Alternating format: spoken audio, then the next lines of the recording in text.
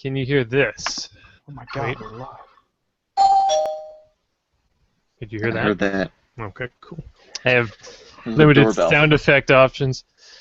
I may use them. Oh. I got a notification on my phone. I was like, what the hell? Who's texting me? It says, "What? Did CAPMAX you hear the same sound? It's just you going live. That's all it was. Oh. Did that make a noise? Does a live do a sound effect? Just my phone. No. I get notifications when people go live Okay. on YouTube. All right, so we went over the briefing. Austin, do you have the show planner open? No, but I looked at it. It's very useful to have open. I forgot how these things work. No, we're talking about that. It's like the first thing right there. Brasel, do you have kids? No. Okay, Austin, you have kids. I have a kid. Yes, Austin has I have I one am, kid. I am childless. Clement. Yeah. I have a. That's my kid right there. Oh yeah, I've got a dog. that's the same thing, pretty much. There's a cat that lives with me, but I don't claim him. I've got a. Uh-oh, brain fart. Who is this guy? I have a kid. Unicron. I have a Unicron. Actually, I'm gonna throw that in the list here. Unicron. There we go. All right, so we are live. I'm going to have that open so I can read the chat. I sound good. Light is actually pretty good. Yeah. It's all natural light. I've got. Yeah, because Hmm? you're on that crazy West Coast time. Mm-hmm. Doesn't make any sense. No. Gonna take you back to the past.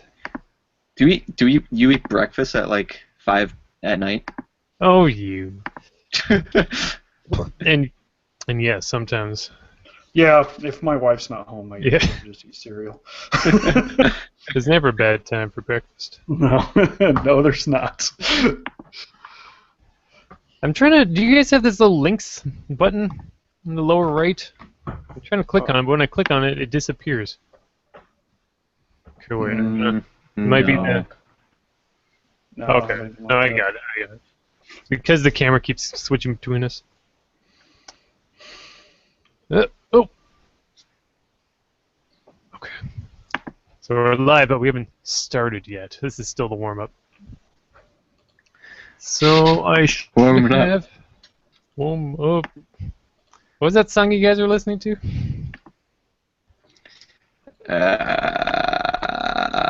I have no idea. Your episode like 5 times over. Who dat? Yeah. Who dat? Who dat? Who dat? Who dat? Okay, Aussie has found us, and that must mean we're good. I don't know who Aussie is. Good. But okay. He's one of the viewers. He's a regular. Oh. Shout out to us. Okay, tweet is out. There's a link. That same link though should be available to you guys.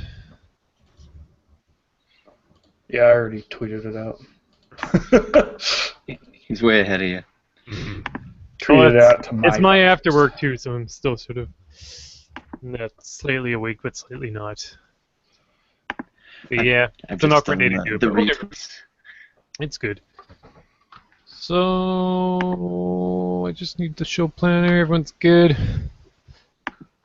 What's that noise? Who's tapping? Sorry. No, Austin. I'll be done now. As soon as now. Okay. Go! What was that? Pokemon Go. It's on the list. All right, hold on. One more burp and then we'll start. Oh god. I had a sub. This may not have been a good idea. All right. Greetings, friends. Steven here, and welcome to this latest episode of the CAPMAX HYPECAST. This is July 14th, 2016. It is a Thursday night. It is after work. We're all a bit sleepy, but I think this should be a pretty good episode. Our main topic will be E3 2016, and I am joined tonight with Austin and Brasel. Gentlemen, how's it going today? Hello. It's going good. We have limited sound effects. Yeah, it's more than Retroholics has. I'm awake now. But I might steal that now and do that. I know it's fun. I stole the idea from the Retro Fandango podcast. Oh, Yeah. very That's nice. All right, episode 19, man. We usually do these like once a month or so. So we have our show plan open, which means it is time to meet the guests. As mentioned, we have Austin and Brasel. We'll go down the list in that order. So we will start with Austin, who has been on the show before, but not in a while. Austin, how's it going? It's going pretty good. What was the last episode I was on? Like 3, 2, Was it 1. too far ago? My Podomatic page, each description is different. It's different every single time. So you could probably find But I'm glad to be back because I kind of just like don't get to do this much anymore. Mm-hmm. And you know, I miss talking about games and fun stuff with my buddies. Mm-hmm. Doesn't happen as much anymore. It is true. Okay, I've got you on episode 7, Memories of Evo. That was a good time. Oh, yeah. Yeah, Darren, Austin, and Will. And of course, Fight game hype. Mm-hmm. Good times, good times. Because you guys weren't allowed to talk Evo on your own show. That was good stuff. Well, me and Will did that. Oh, that was probably 2 years ago. We did that fight game like tournament thing. That's on our YouTube, where I think we played like 9 different fighting games back to back and just competing with each other. I think we ended on Sonic Fighter, which is a horrible game. You should never play it. It's alright. It's just a button masher, really. But it's cute. Giant fists. Bad animations. Well, sign of the times. It's like, was it Fighting Vipers? Same I idea. think I'd rather right? play Fighting Vipers than Sonic Fighter. You're not wrong. I'm not going to look that up right now. So yeah, what is going on? Austin used to be part of a group. Well, they're sort of alive, sort of dead. They are called, I don't know. Are you guys still we're on undead. Average Joe Gaming? Yeah. Average Joe Gaming. The site is hanging on by a thread. Yeah. Sometimes sometimes we're down, sometimes we're not. But we are always podcasting at least once a month, I would say. Are you? And yeah, I think so. The last one I saw was the pre-E3 show. The problem is that Brian doesn't always post the episodes. He's like, I'm sitting on it. I'm waiting until we do the next one. Mm-hmm. I'm like, no, don't do that. Wait until they do the next one. Yeah, it's well. Hashtag no free time. Yeah. And then so Average Joe Gaming is hanging on by a thread. Podcast sometimes. Site is pretty much inactive. Yeah. Sometimes I'll go to it and it's not there. Sometimes I'll go to it and it is there, but then ads take over the site. You gotta try and like stop the site from loading before it can load ads. And then you get mad at Will, and then nothing happens. Hey, but we had a good run. I mean, yeah. We had a good run. We had fun. Like before, that's sad. And then occasionally, yeah. Do you guys stream every now and then? Yeah. I know Brian was streaming some Mad Max a while ago. It's something I'd love to keep doing more often. It's just it really is hard to get us all together now at the same time, and that's always when the magic happens. So there you go. When the squirrels come out to distract you. I mean, we have thrown around the idea to like kind of just turn the podcast time into like streaming time, and just have us all 3 of us there playing games. Yeah, you could combine them. Yeah. And that's the thing, because in the end, we're our own bosses. The Brasel show, the Austin show, the Steven show. I mean, we call the shots. Yes. We do I what sign works my for own us. checks. I sign my own checks. I cash my own checks. You have your own expenses. Braz, we're going to talk about those light umbrellas. I want to know where to get one of those.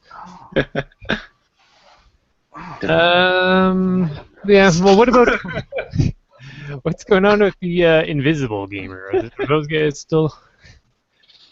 Invisible Gamer is still around, and kind of the same thing is going on with those guys, because most of the staff ended up getting like paying jobs or going to college or things of that nature, and then Show-offs. it kind of has left me and like the founder to kind of just try our best to get articles up every now and then. So yeah, that's still, I would say, pretty steady, but definitely not as active as it used to be. I get a couple reviews up there, a couple retro weekends every now and then, which are just like me picking an old game at random almost and kind of doing some kind of write-up about it that's not quite a review, not quite a synopsis, but sometimes they're fun and weird, other times they're not as fun or weird. Sure. One of the early ones was about a game called Pizza Pop for the NES. Any of you guys play that? No. Is that vintage? Sounds like a. I honestly think, don't think that's it was only Japan. I don't think it had an American release or a Western release. Looking that up at the speed of Google. It's basically a side scroller where you're a pizza delivery guy, and I ended up making pizzas like about video games and putting that in my article and writing like fake recipes based on video game ingredients like mushrooms and flowers and stuff like that. This looks downright cute. Yeah. Well done, Austin. It's a pretty good game, honestly. I'm gonna look it up. I've never seen it on eBay. Is I've it never expensive? even heard of it. Pick an expensive game. It looks like it's a Japanese. You said it was Japanese only, or? Yeah. I've never seen it. I'm pretty sure it was. Yeah. Well done. I recommend it. I mean, if you guys are okay with playing ROMs, then play it for free. If people wanted to find you either at Average Joe Gaming or Invisible Gamer, where could they find those? What are they now? They're mostly websites, or there are also the YouTubes, the Twitches. Don't forget to get those, pimp those sites out. Right. Average Joe Gaming, you could go to averagejoegaming.com. You can also look up the podcast, the Average Podcast, on iTunes, and Player FM for Android people, and I believe Google Podcasts are up now too. So find us there.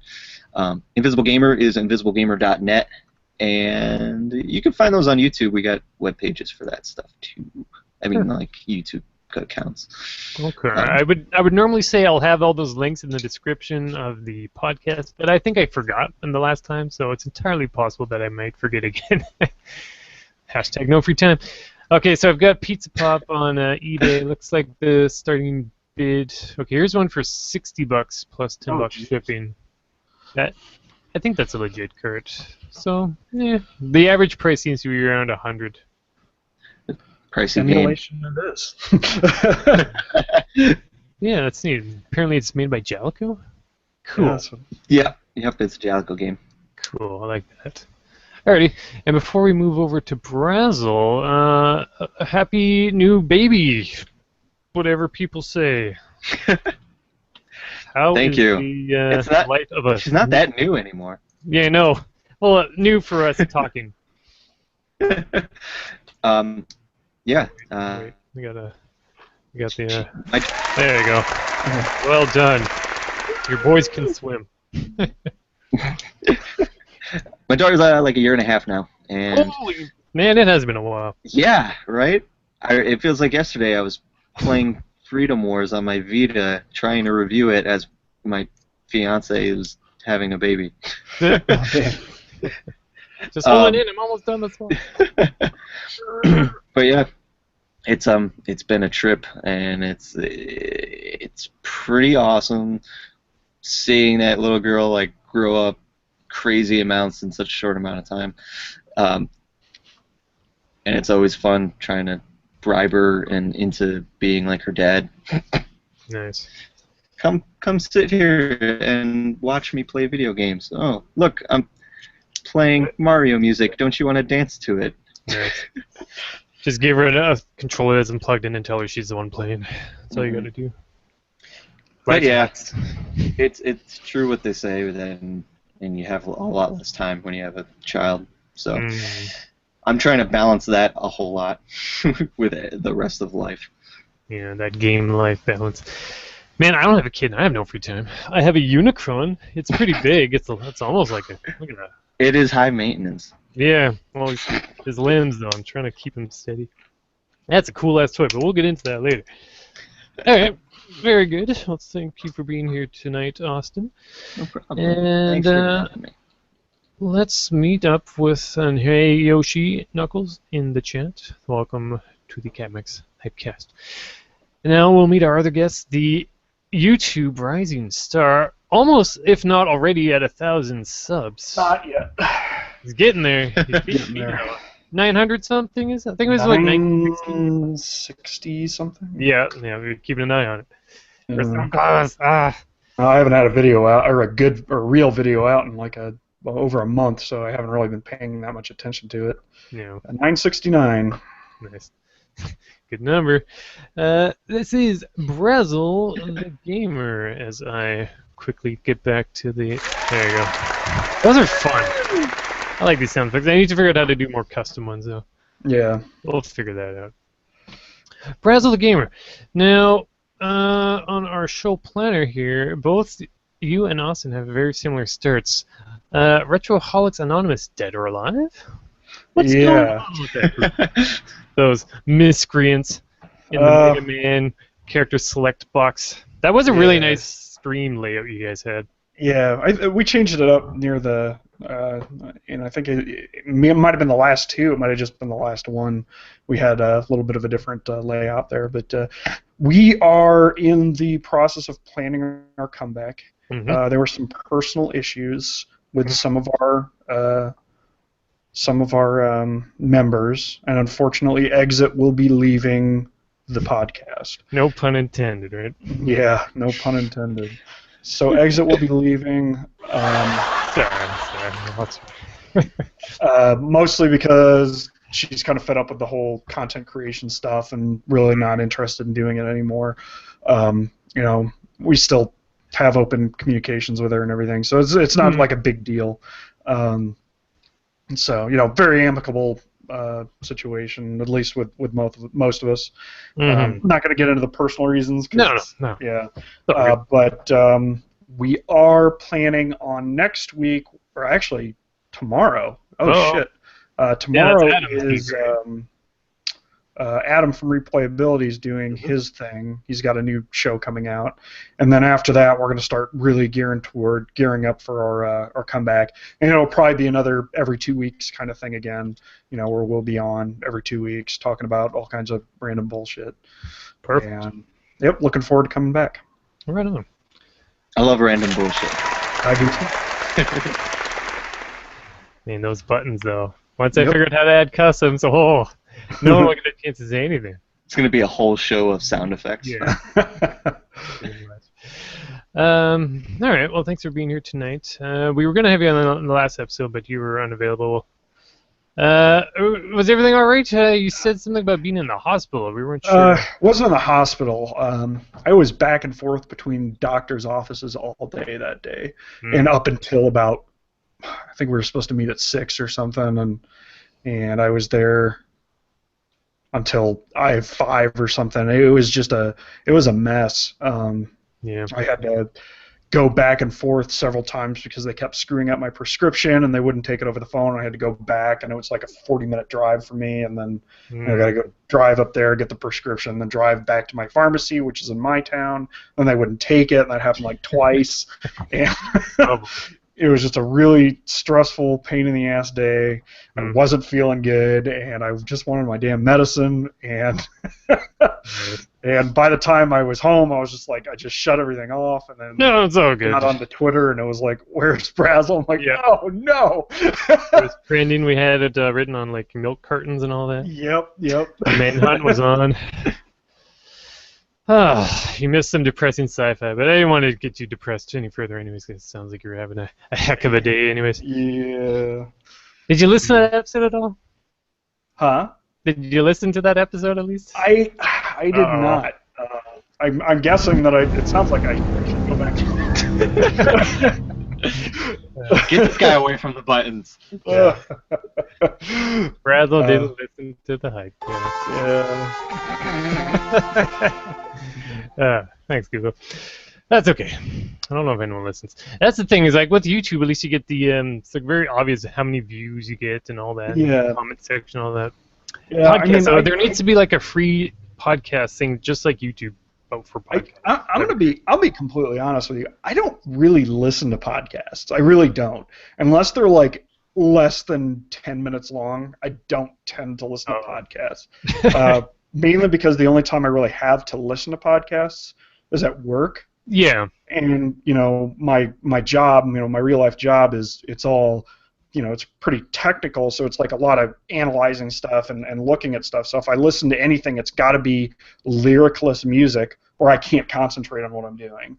And so I miss out on a lot of podcasts because that's really the only time that I have to listen to. So unfortunately, and yeah, I know a lot of people that are always like, "Why aren't you listening to my podcast?" Well, I'm sorry, I feel bad. I'm in the same boat now. Yeah. At my job, like I used to be in a position where it was like I'd listen to probably like 20 podcasts a week. Yeah. Now I'm lucky to listen to like 3. Yeah. My work is really good for podcast listening. Nothing else really, but yeah, there is a lot of solitude there. Yeah. And it's great for like I wear the battery out of my phone almost every day just because I've got to have that podcast feed coming in nonstop. Oh yeah, that makes sense. So it works out for me, but yeah, if you don't have that, I know people like to listen to them while they're driving, but at the same time, like I said, if it distracts one while driving, that's no good. Yeah. I don't really have that long of a drive in the morning. It's like maybe a 10, 15-minute drive at most. So it's like by the time I get in and get the podcast going, they're just like getting introductions done and then, podcast over. It's all good. Well, thank you for being here tonight. And I am Steven. Everyone, thank you for listening. Be it live over on YouTube for CAPMAX HYPECAST Raw or the edited Podomatic audio version. Thanks for listening / watching. I'm Steven. Check me out on CAPMAX Gaming. That's on YouTube. If I am in the mood to live stream over on Twitch, that is at CAPMAX_gaming. You can find me on Twitter at Steven with a V, Eider, EIDHER. Which reminds me, Brasel, please give the people your links, your YouTube information.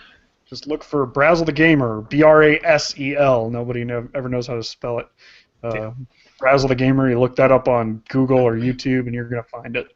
So that's everything I've got's under that name. So perfect, very easy to find. And that's why I made the CAPMAX name. As far as I know, it's not used by particular anything. Strong branding. That's what you do. You know it. All right, cool. I got nothing for me. Same shit. I work full time. It's exhausting because it's summertime and fuck this heat. Yeah. I kind of eased up on buying the games because I never seem to have the time. Hashtag no free time. But it has made me buy other things such as Transformers. With me today is Unicron, which is pretty hype, but his legs are a bit weak, so he. I paid like $30 for this toy. What the hell? It's not hard to spend money on these things, these Transformers. Problem is though, finding the space. Because if you thought you had trouble finding space for like games and stuff, just wait till you have these toys open. Half the time it's easier to leave them sealed just so you have less parts all over the place. I'm sure Austin will know all about that in due time. I already do. Yeah. You should see how many amiibo I got, and I keep saying to my fiance, I'm like, Well, Clementine would really like this one, so I think I'm just gonna pick it up. My latest are where are they? Oh, wait a minute. Show and tell. I mean, you got toys, so I got it. Yeah, show them. Whip it out. Uh-oh. I'm put you on. Squid Sisters. There you go. I was tempted. $30. How much are those in the U.S.? Those are, I think, 20 or something. I don't even know. I just throw money away. Yeah, basically. Big spender. I was considering them, but I'm really not a Splatoon fan. I've got like the basic 3 when they came out because they were all like fancy and colorful. It's like, ooh, colors. And then they remade them. I love them so much. Splatoon is so good. Yeah, it's not really. Yes, it is. Yeah. And they remade these same figures with like different paint. I was like, come on. At We'll saw it. Those sisters, Will at least those are new. Was mad that they had blackface on the new guy. He's like, that's racist. I don't like it. Racist. They're all colors in the undersea world. Under the sea. Good stuff. Alright, that means it must be time for What's Been Playing, What's Been Watching. That part of the show where we explain some of the things we've been doing with our free time, if we ever have it. Hashtag no free time. No free time. Austin started that. I'm just supporting it. All right, so we've got lists here. We will continue down the list as we have them. So, Austin, start us off. What you been playing? What you been watching? Let's see. Let's take a look at this list. Tokyo Mirage Sessions.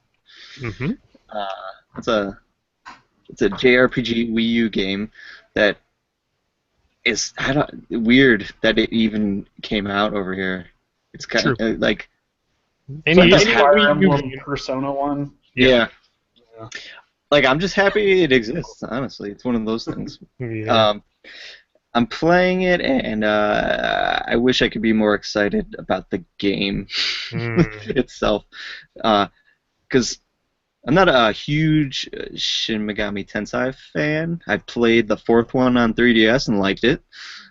I really liked Persona 4, and Persona 3 was pretty good. And that's kind of the extent of that knowledge. But this one, like, I don't know, man. It's kind of like a mix between those two games, Shin Megami and Persona. But like, it's not very interesting, really. I guess the characters, like, I don't find the characters really endearing, and that's kind of something you cling on in a lot of RPGs. Yeah.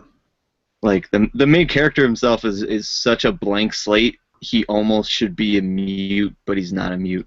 I think I've heard that. Like, he's like the most boring main character. I sent a tweet out, so maybe you read my tweet, because that was like literally what I said. I think he's the most boring character of all time. Yeah. Darren replied to that too, right? Yeah. Okay. Yeah. Twitter keeps us connected, whether we even realize it or not half the time.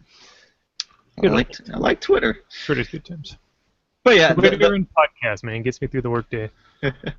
The combat though is good. It's good turn-based combat. You can line up different sets of attacks to kind of like trigger enemies' weaknesses, in which like all 3 characters will kind of team up against enemies. So that's pretty fun. But yeah, just like the story and the characters are kind of a bummer. Bummer. Yeah. I don't know. I can't figure out RPGs anymore. The battle systems, there's like dials and switches and lights and colors, and I don't know. It's intimidating. I just see it, and I'm like.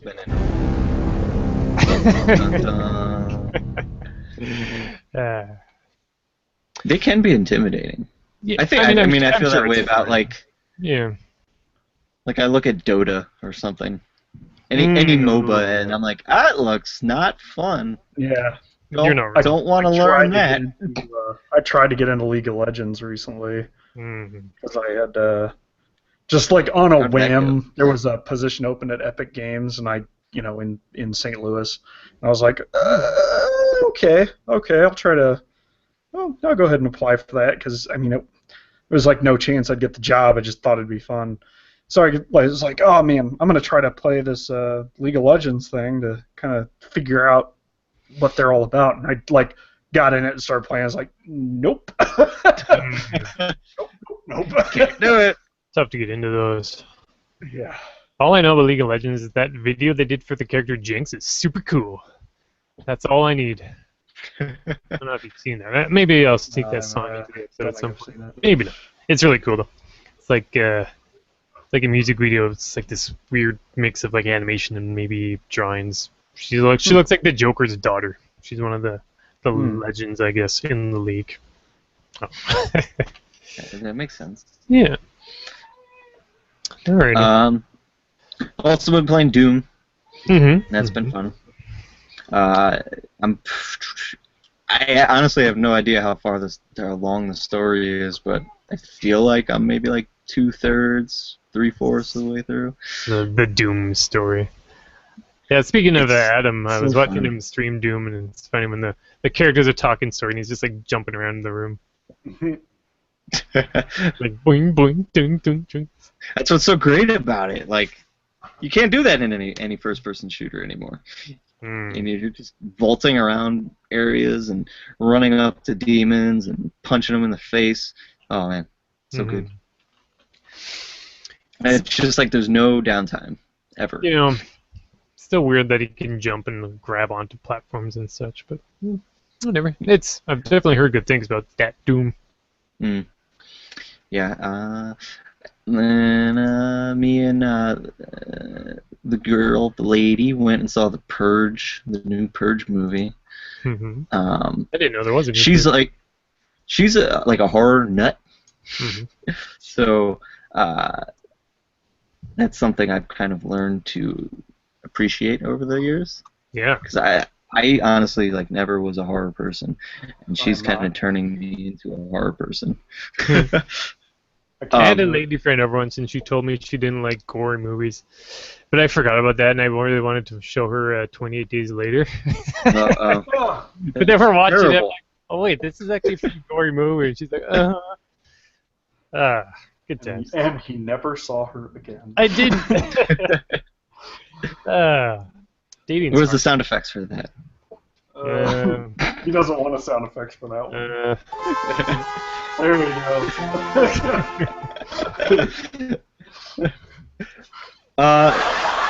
Oh, it's a mean show.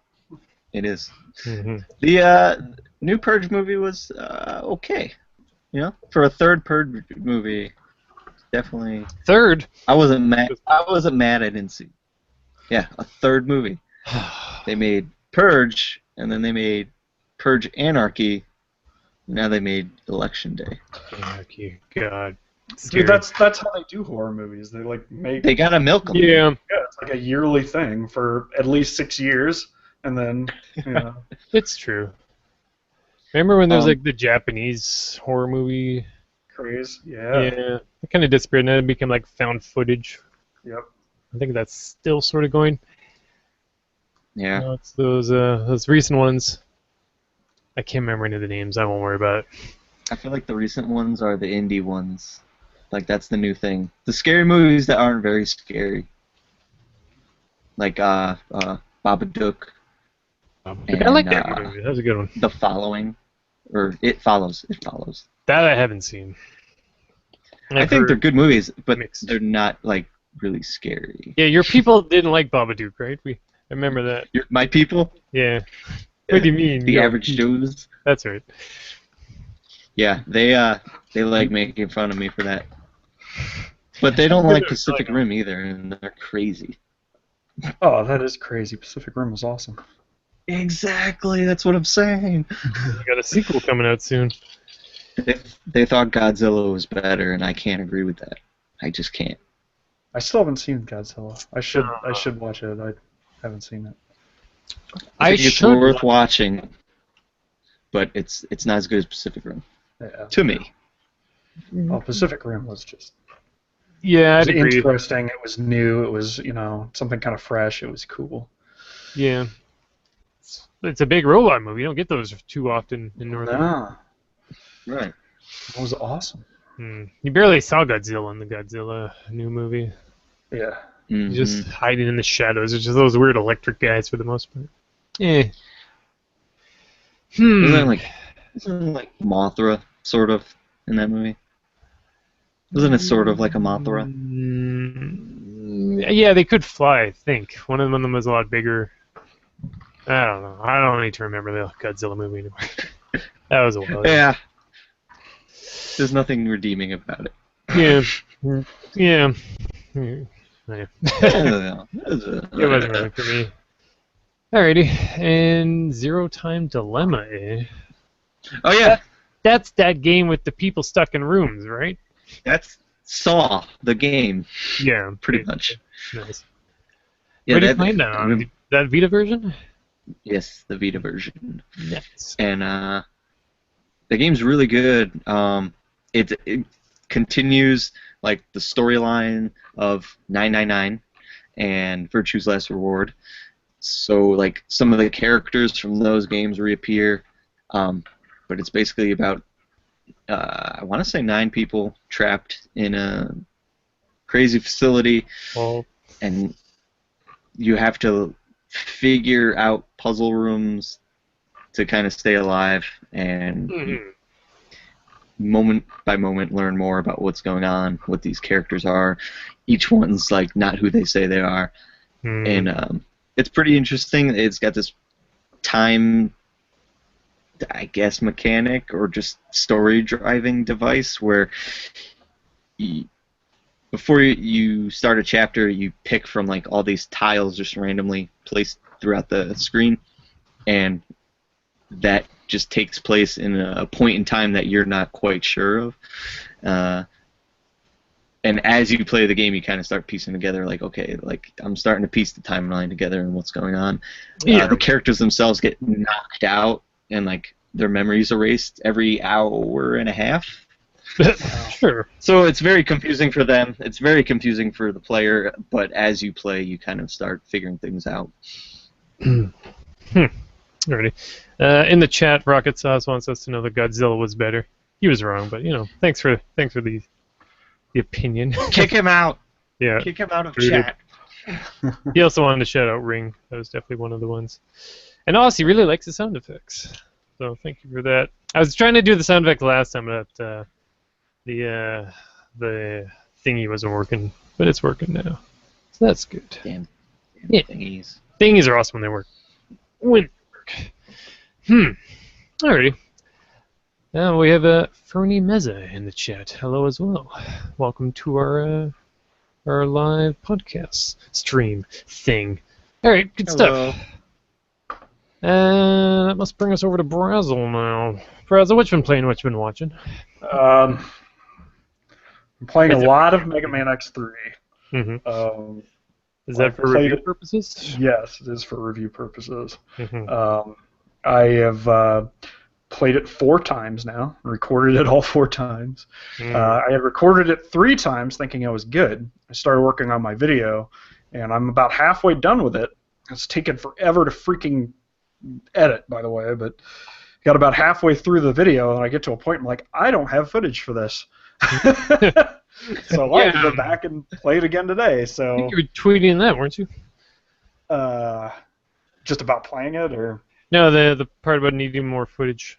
Oh yeah, I did. Yeah, so I played it again today. Cricket replied to that. Yeah. Freaking Twitter, man, I'm telling you. Yep, Cricket's been on the show too. Yep. So Mega Man X3, a lot of it. He gets in the first one he gets a Hadoken, and the second one he gets the Shoryuken. Yes. What does he get in the third one? It's like armor or something, right? He gets a gold arm. He gets gold armor, which upgrades abilities of all 4 of his armor. Pieces. And if you play your cards right, you can get Zero's Z-Saber as well. And that takes a ton of damage off things, and you don't have to worry about having a full health bar to use it, and that's pretty cool. Memory serves, he's got very basic combos with it, but like you said, it's still super powerful. That was X4, where he's got the combos with the. Well, in this one, you use it, and it's just like 1 or 2 animations, right? Yeah. It's like a single slash, right? Yeah, you do. That's what you do your double shot. They combine. because it's a pain in the ass. I hate the combination double shot thing in X3. And then after that, then you've got the Z Saber attack, and it, like, you know, it does pretty much a charge shot too. It's pretty much just a third charge shot with a, you know, a saber attack. So it's pretty cool. It's useful. You get to play as Zero on that one, right? For like a little bit? Yeah, a little bit if you want to.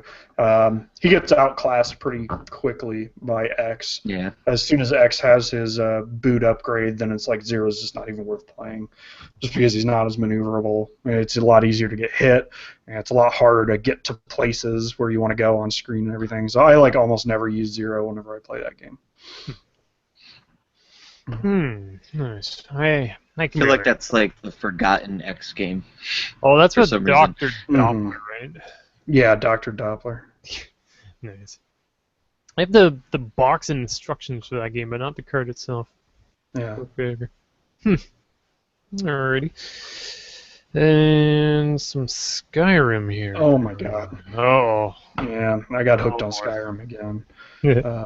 I probably put a good, probably 200 hours into it on the PlayStation 3. Yeah, boy. And that's how you know a game's good. And then I got rid of my PlayStation 3, and now I'm playing it on Steam with mods. And this is the first time I've played the game with mods. And I'm just modding the crap out of it. I've got like a survival mod where you have to remain warm. Like you'll get cold if you're out in the snow and stuff for too long. I've got a multiple followers mod, so I've got like a whole party of people. And then just the last time I played, two of my party members, I guess they got into a fight because they were hitting each other in combat too much, and they killed each other. Well, one of them was killed, so I walked up and killed the other one because I was mad. Only fair. But yeah, I've sunk 85 hours into it in the last month. I took a hiatus from making contact to play Skyrim. So yeah, I'm playing that a little too much. I'm still trying to get through Kingdoms of Amalur. I picked that up on the Steam sale. That's a really good game. It is an interesting game. I had it again. I had that one on PlayStation 3, but I didn't get around to finishing it. So I would like to try to play it again. I liked it when I played it. So I never played Skyrim. I feel like I need to when that remaster comes out. When the remaster comes out, it's probably the best time to get it. If you're not playing on PC, if you're playing on PC, you might want to just get it on PC. Yeah. Yeah, the old version has it'll be cheaper. Yeah. That's one of those games. It's one of those games you like in modern times. I feel like if you play games, why have you not played Skyrim? Yeah, that's kind of yeah. I only just started Shovel Knight the other day. It's like, oh, this is cute. Shovel Knight's awesome. Actually, I like that game. game. On my list? Nope. It should I'll be. add it anyways. Yeah, boy. Yeah. Doing it live. Yep. Doing it live. Now, Brasel, is that Final Fantasy 8 I'm seeing? Yes, that's 7 or 9? Yeah, that's 8. My buddy Nate Rowe, he's the graphics guy for Gaming Rebellion. Okay. He got that for me a couple weeks ago, and I started playing it. I'm most of the way through it. I need to go back and finish it though. But playing it on Steam, be honest, if you've got a PlayStation 3, I would either play the physical disc because it'll read the physical PS1 disc, or I'd get it on the PSN. I do not recommend getting Final Fantasy VIII on Steam. Just because it just doesn't feel as polished. It feels unpolished. It feels like they tried to do some upgrades and stuff with it, but they didn't do a very good job with it. And like some graphical, like just they polished up the characters, but like the backgrounds. The backgrounds. Are still like really super low res, so it just looks really weird whenever you're playing. If you play it with the high res characters. And getting it set up with the controller is a pain in the butt. And I guess the good part is there's all those built-in cheats, which I do use because I've played the game so many times anyway. I just kind of wanted to playthrough for the story reasons, and Sure. yeah, still a Wanted to good hear game. Eyes on Me again. Yeah. It's touchy. Yep. Good song. Good song, me too. Yeah. I like that game. I do too. Not a whole lot of us gamers like Final Fantasy VIII, but Yeah, that's true. I don't think I ever really played it. yeah. It gets It's a like bad rap. 7. It's still like 9 the most for the PS1 trilogy. Yeah, I think 9's probably the best one. I think in most categories, 9 has 7 and 8 beat. I think that a lot of people like 7 a lot more because of the nostalgia factor and maybe the fact that it's a little darker and grittier. Yeah. But 9's just a better overall game, better overall experience. A lot of it's like Yeah, I think nostalgia so, too. too. The game you played at that right time in your life. Mhm. Yeah. Like with GoldenEye, a lot of people are super excited about GoldenEye, but it's just, oof, you look at it. Yeah, I'm not a GoldenEye fan. I never really have been. Back in my day, I was playing Duke Nukem 3D on the phone line. Mom, Yeah. dial phone! Those awesome sound effects. Yep. As your computer like burns its way through your phone line into the Yeah. wide world web. Man, those are the days. Ooh. All right, good stuff.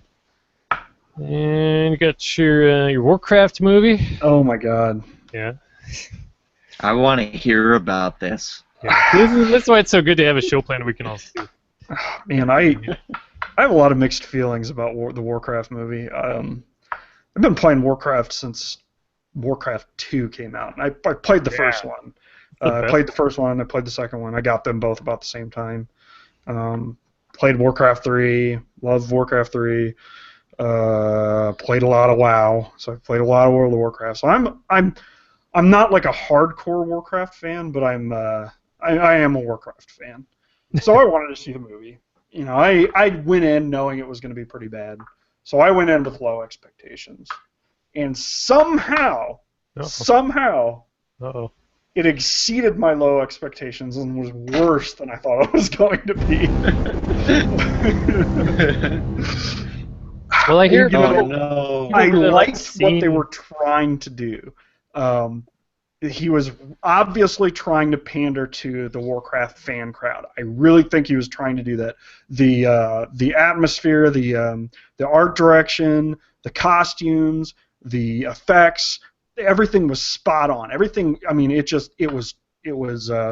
was true to the source material in a way that a movie can be true to the source material of the game. They did a very good job with it.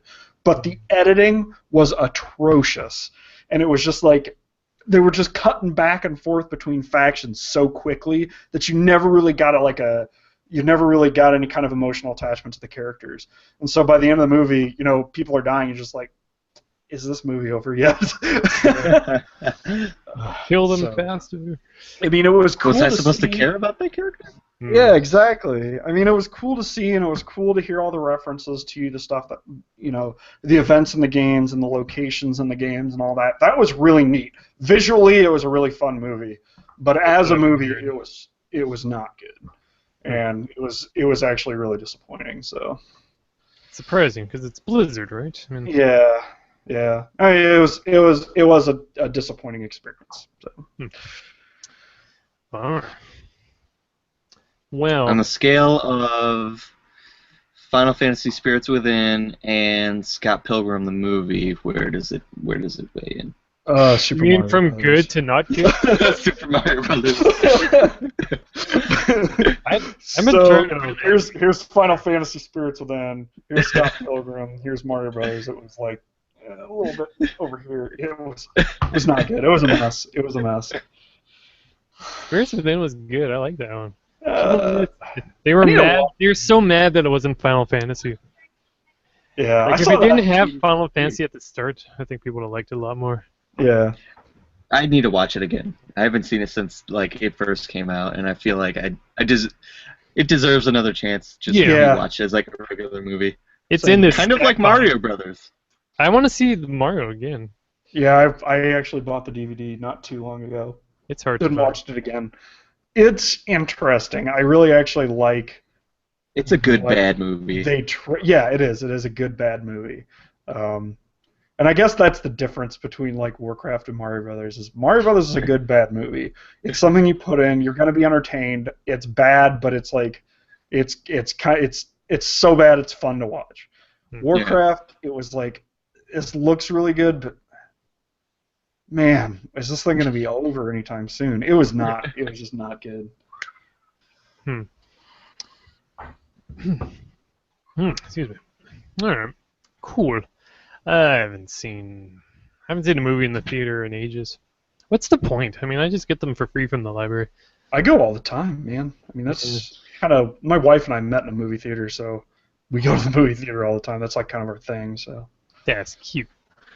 I need an aw sound.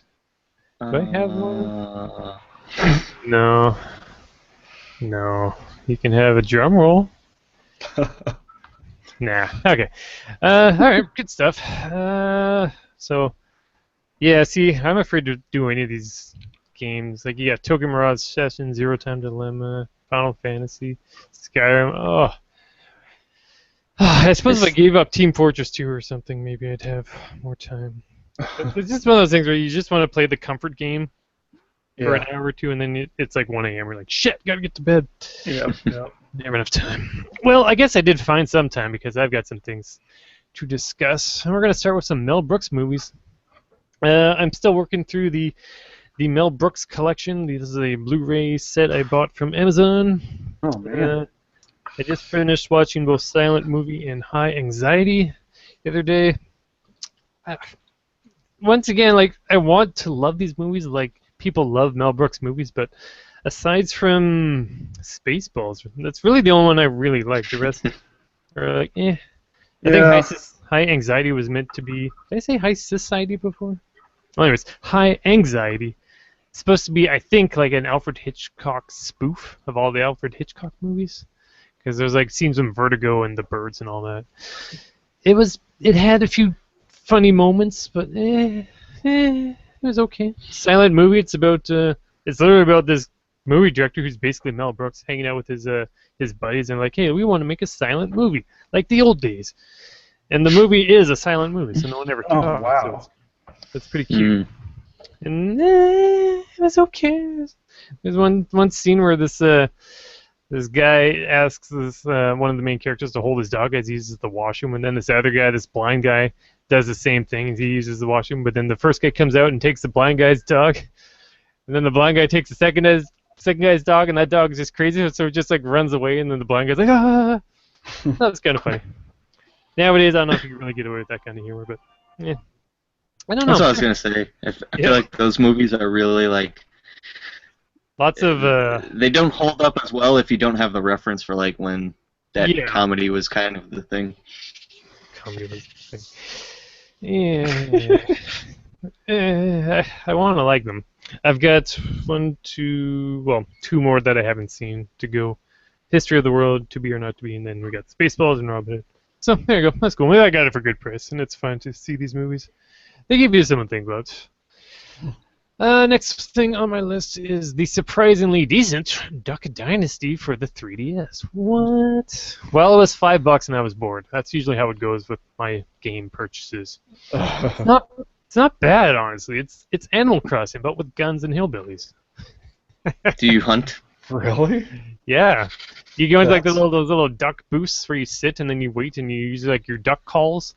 That's interesting. And ducks come out and you don't use the stylus actually. You just use your D-pad. You just move the cursor and pang, pang, pang, shoot ducks. You can sell the ducks for more money, so you can buy upgraded equipment. I learned how to catch frogs. Like this is real life. It's a very educational game. Mm-hmm. When they talk in like a Boomhauer fake voice. It's like like just that Animal Crossing gibberish where it's not actual words, but it's like Boomhauer talk. It's funny. There's more direction than you get from Animal Crossing. There's missions. You go through things, and as you do those missions, you get an air rifle to shoot snakes or cockroaches. You get a shovel to dig up actual like Animal Crossing like craters and all those things in the ground in Animal Crossing you dig up. It's just like that. For $5, I mean, hey, I'm digging it. Monster Hunter comes out tomorrow, and hopefully I'll be playing some of that. And I know the Cartridge Club has been playing a lot of Majora's Mask, so I should probably play some of that too. So No, don't do it. Man. Yeah. So many games, so little time. But hey, it's Duck Dynasty for $5 for a physical copy. I say go. It's pretty neat. Neat enough for $5, man. I've played it more than once, and these days that's pretty good. If you like Animal Crossing, but you think what needs more hillbillies needs more guns, there you go. You can go fishing. There's more to the fishing than Animal Crossing. It's a timing thing. You get a little thing going back and forth, push the button at the right time, reel it in a bit more. It's cool. I feel like you're selling this game better than that game ever could. They didn't advertise it at all. Like, there was no promotion for it that I know of. I've seen footage of like the PS3 Even for the yeah, I was gonna say PS4 even like version. the console ones didn't just showed up. This one is just so charming, though. The 3D is not out of control. Like, it doesn't make you feel bad or want to throw up. I've got the new 3DS. I don't like the 3D as much as I like the old 3DS. I think it's because it's always trying to center. So when you're trying to get used to it, it's trying to get used to you, and it's always just a bit shaky. I don't know. Yeah, took Dynasty 3DS. Pretty decent. What's the chat say? Okay, Rocket Sauce says GoldenEye is better than Duke Nukem 3D. You are wrong, sir. Robin Hood, Men in Tights, and Blazing Saddles are indeed Mel Brooks movies. Odyssey wants us to talk about the new Nintendo, and we will, definitely. That is coming up in interesting news. And yeah, okay. Next thing I want to discuss is the latest Studio Ghibli movie, I believe latest for us in North America, When Marnie Was There. I think that's what it was called. Pretty cool movie. If you like your anime movies and you like your Studio Ghibli, this is right up there. It's pretty good times. It's about this girl, right? Like every Ghibli movie is. And she's kind of an introvert. She doesn't like hanging out with her classmates and all that. She gets stress attacks. So her parents send her to go to, I guess it's like summer vacation or something. So she goes to her aunt's place, which is by this really nice, it's always nice scenery. It's a Ghibli movie. Uh-oh. Wait a minute. Okay. And yeah, it's pretty neat. Great scenery. She spent some time in this her aunt's place. There's this nice like lagoon thing, and off in the distance there's this suspiciously spooky mansion. And once you know it, there's a ghost in that mansion, and she becomes friends with the ghost. And I don't want to get into it, spoilers, but it's pretty cool. I'd recommend When Marnie Was There. Next movie I saw, Deadpool. There's a popular movie.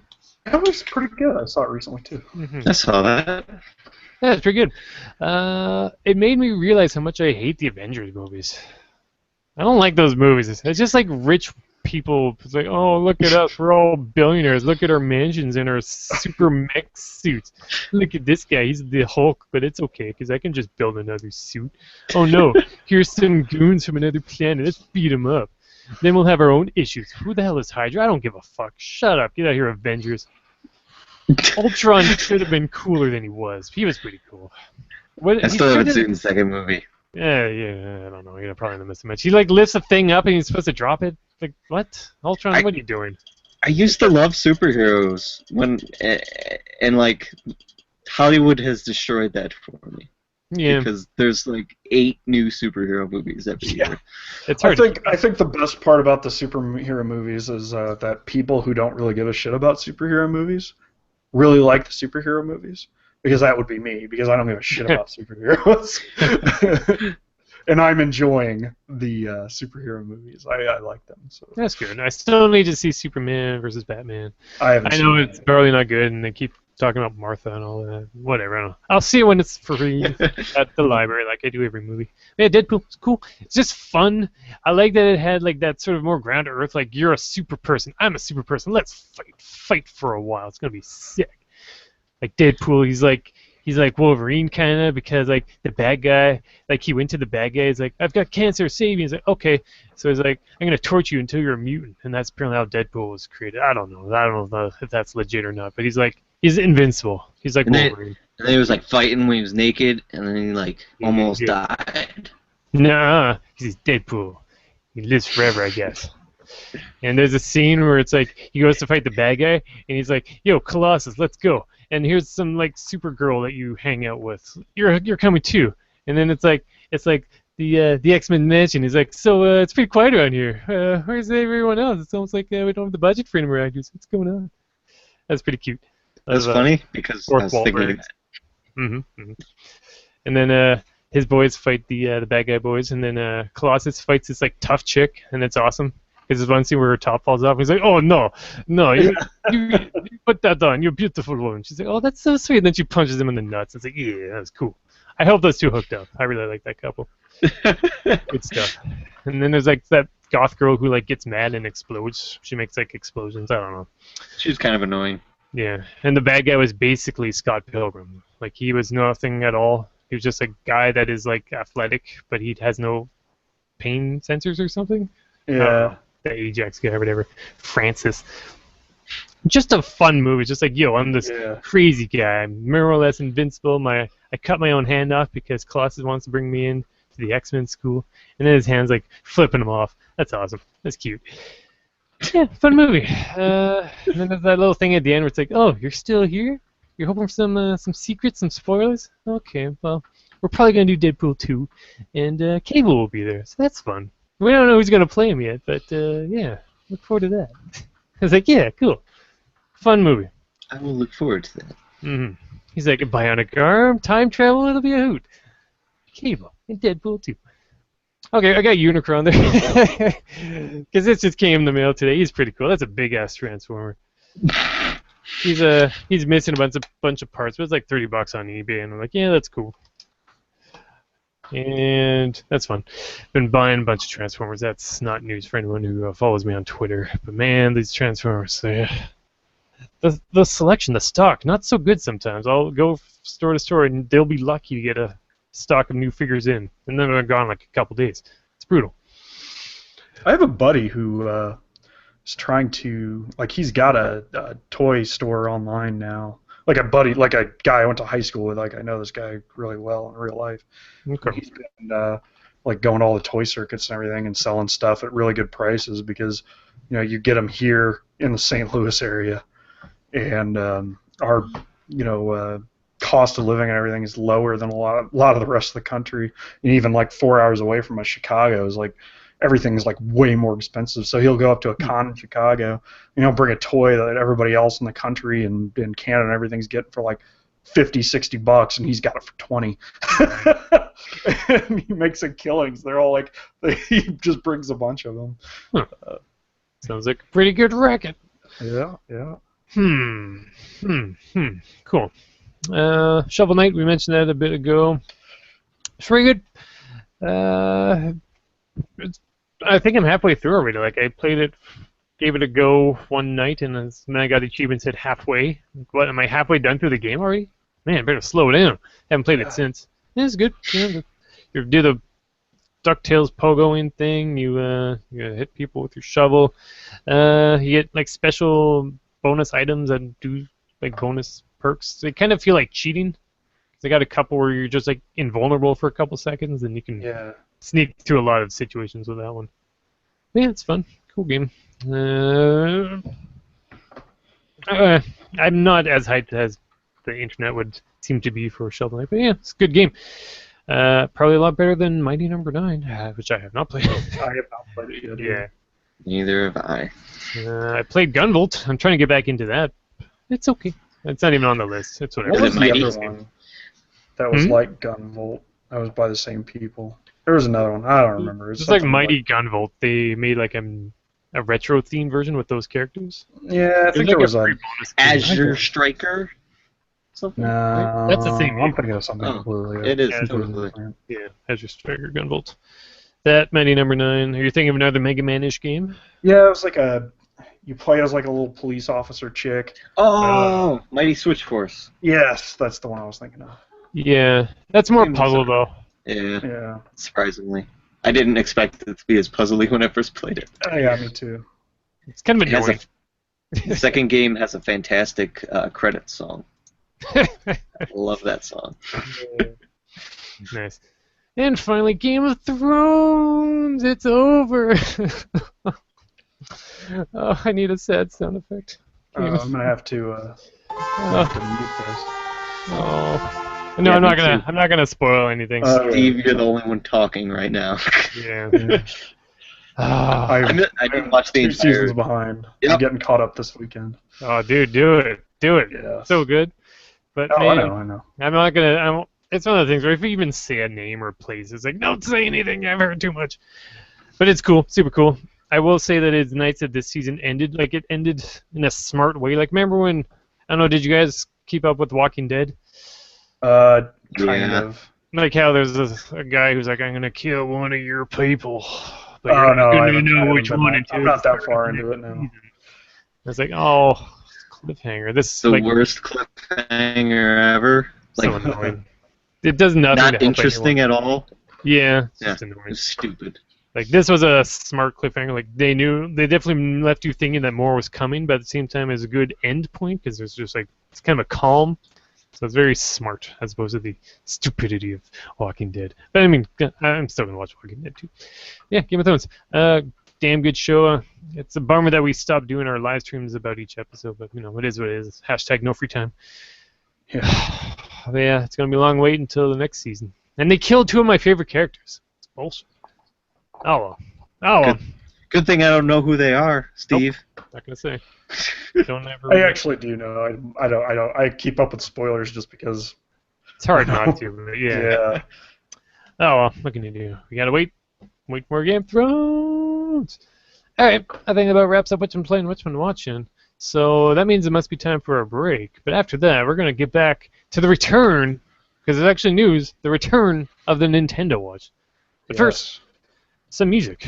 Wait,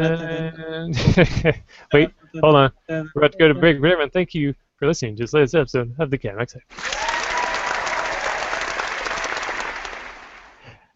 Okay, so we're going to leave the live stream rolling. I'm going to stop our recording, but stream going. So everyone is welcome to use the washroom, grab a drink, whatever, and we will be back in a few minutes. Sound Wait. good? Okay. Console gamers in here. Is he? Yeah. Where? And he said I hate old games. What? Where are you Oh, reading? look at the chat. Oh, yeah. Oh, hey, happy console gamer. 128K. I met him, you know. I don't know if you remember. Oh, did you? Yeah. I didn't know that. It was at the Vancouver Retro Gaming Expo. No. Yeah, welcome to the stream. We'll give you a shout out. Like he needs it. Yeah, I know, right? Yeah, that was cool. That was He's gone already. He's seen more than enough. Yeah, I'm gonna tell this first, because the Vancouver Retro Gaming Expo is literally right in his like front yard. Mhm. He's a New West resident, and that's where it is. Just like boom, how convenient. I gotta take ferries and stuff to get there, but yeah, that's cool. I like that he was like, "Hey, everyone, how's it going? I'm happy console gamer. I just want to buy some games. I'll be right back." I was like, "Yeah, that's cool. I respect that." Anyways, I'm gonna use the washroom. I'll be right back. Good luck. Thanks. Are you guys good? Do you need to take a break? We don't have to. Yeah, I take a need to go get a thing of water. Oh my God. All right, I'm gonna grab another beverage. Okay. You can, by all means, Austin, if you are sticking around, chat with the chat because they're still with us. I hate old games. That's a weird statement. You know what I don't get is why all these retro gamers are talking about like the Coleco Chameleon. It's like a brand new console. I thought they were retro games. What is going on? What happened? Well, you remember when the Coleco Chameleon was a big thing? Yeah. And all the like really famous retro gaming based YouTubers were talking about it. I always thought that was kind of ironic because they were talking about like a brand new console. But because it was retro themed, they all wanted to get in on that. It is true. Yeah. It's a moral dilemma. Mm-hmm. A conundrum. Oh. Actually, no, I'm gonna attempt to use the washing window. I want to put something in front of the camera. Unicron, get over here. Yeah, there you go. I don't think he can stand though. His legs are a bit weak. Oh, okay. I'm just gonna leave him right there. Yeah. Okay, I'll be right back.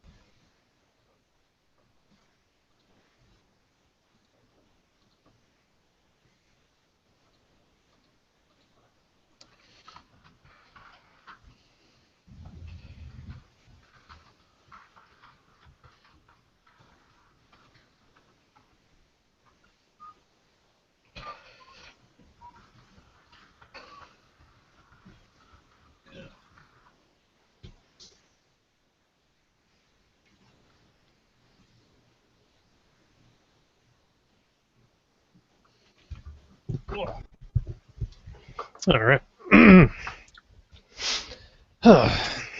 Austin has officially muted himself. This Unicron's pretty dope, though, man.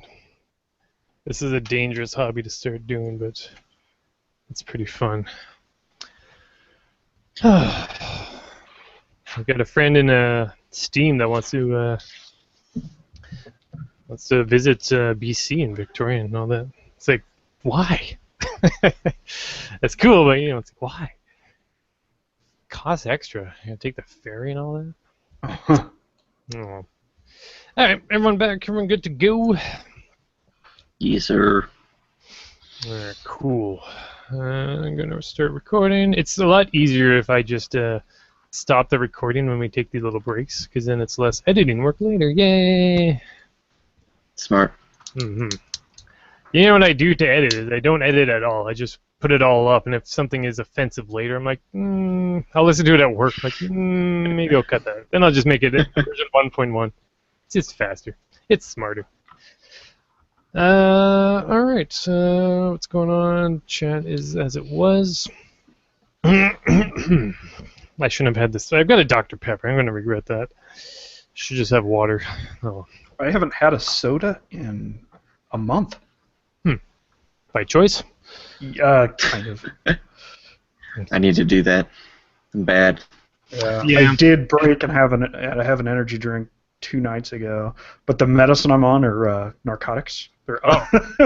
So when I drank the energy drink, I was just like, I am not doing that again. I've had too many. Like, coffees do nothing for me. If anything, I find they make me sleepier. It's kind of a rip-off. Anyways, we are back. Welcome to the CAPMAX HYPECAST. So we were looking in the chat, and it's just kind of weird because, of all people, Happy Console Gamer was in our chat briefly. He left a statement claiming that he hates old games. Now the thing is, like, it's a verified account. So I'm pretty sure that's him, but shout out to Happy Console Gamer. I don't know if he's still in there or not, but thanks for stopping by nonetheless. Very surprising. I actually met him. Not the most recent time, but the last time before that I was at the Vancouver Retro Gaming Expo.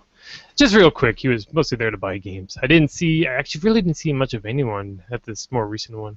Bigger event.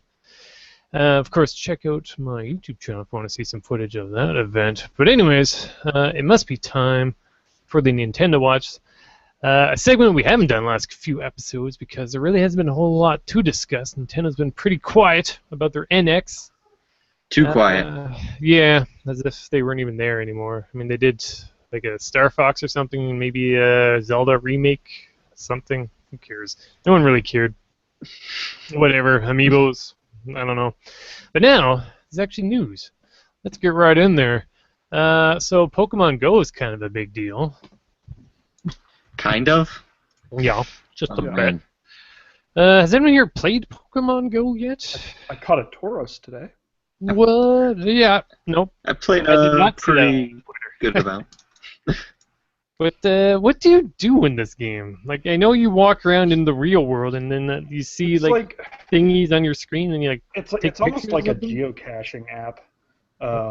Like it'll have the map of your immediate area, and if you walk around, there'll be like little pins dropped for the Pokestops, which are the little stores or whatever. I'm trying to bring mine up right now, and there's the gyms and everything too. I haven't done like a lot of playing with it. Like I've been driving around all over the place for work and for some personal stuff in the last couple days, so I just kind of I'm gonna catch and execute here. So execute just popped up, and weird Pokemon.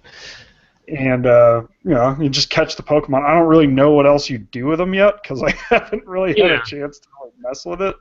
I haven't heard anyone battling or.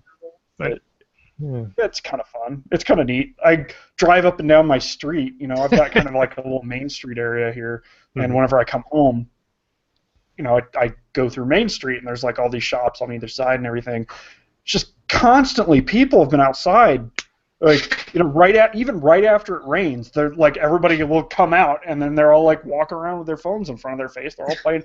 I mean, it's like it's amazing. I'm just like so surprised that people are like really getting into this, and you know, there's just so many diverse people. I mean, I saw old people, I saw kids, I saw families like with parents and kids walking around with their phones up. I mean, parents that don't look like traditional gamers either. You know, they're wearing they're all clean cut looking, and they're all walking around playing Pokemon Go, and I think it's really neat, and I just really like the sense of community that it's building more than anything, and you know, I can't imagine why anyone would hate on that. Everybody's been hating on it. Well, not everybody, but a lot of people have been hating on it. Have they? Other than the obvious stupid ass people. Walking out in the middle of the road, Right. walking off cliffs. A kid walked off a cliff, or two guys walked off a cliff in California. I heard today. some of those stories are made up, but I don't know. Yeah, I don't know. I hope they're real. That's awesome. I wonder what Pokemon it was that killed them. Squirtle. Squirtles, yeah. It was just another Pidgey. It was a damn Pidgey. Wasn't even worth it. Yeah, I hope it was a rare one. Yeah, I can't think of another game since I've been alive that's like been this crazy and like Yeah. like you can basically go up to random people on the street and be like, "Hey, are you playing Pokemon?" They're like, "Yeah, I just caught a Pidgey." Yeah. And it's A Cubone. There's a different one. and I don't know like if it's weird just because like I play a lot of games otherwise, but like it is kind of weird. Like I'm playing the game and I don't get why it's so popular because like the hooks really aren't there for me. Like I kind of just keep playing kind of because like Brian and Will keep playing, so I'm like, all right, I'll try to catch some Pokemon or something. Well, I think that's the appeal to everyone else is that the barrier to entry to play this game is so low. You know, a lot, and I've been hearing that a lot, where gamers, people who game a lot, just aren't, they aren't as impressed or they're not as addicted to it or anything. But it's mostly people that are, they have memories of Pokemon. They may have played it. They may have watched the TV show growing up. They had siblings or whatever that play, but nobody's really a hardcore gamer that's really getting into it. And I'm sure there are some. I mean, I've been playing it quite a bit for what I can recently, and I'm enjoying it, and I'm a big gamer, but yeah, your complaints, I've heard that a lot, actually. Yeah, I mean, it's still like that a great feeling, or just like an idea of like walking outside and like pulling up your phone and being like, oh, cool, there's a Pikachu over here. Catch.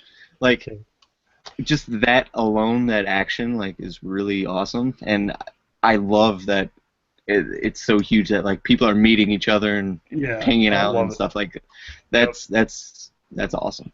Mm-hmm. Do you have to buy the game first of all? Mm-mm. So it's free. It's a free download. Yep. That's cool. I wasn't sure about that because where's all the money come from? I read somewhere that Nintendo was making like $5 billion or something from Pokemon Go. You can buy you can buy more Pokeballs. You can buy money to buy like different items from the stores, but if you're walking around and going to the Pokestops, like you can pretty much have a good supply. Pokestops. Just another real world location, just whatever. Yeah, it's like there, and then you refill your stats and equipment, I guess. Yep. Huh. Mostly churches. We've got a couple of them. We've got a graveyard as a gym. There's a graveyard down the street that's a gym. Is it ghost types? That would be fitting, but I don't think so. I think right now it's a Jolteon or something. But that won't bring them back. No. But then like we've got a bunch of bars around here that are Pokestops right now. Yeah. I heard McDonald's is gonna partner with them, so like I assume every McDonald's would be a Pokestop if that's true. I think that kind of sucks, but well, they've got their Nintendo zones already, right?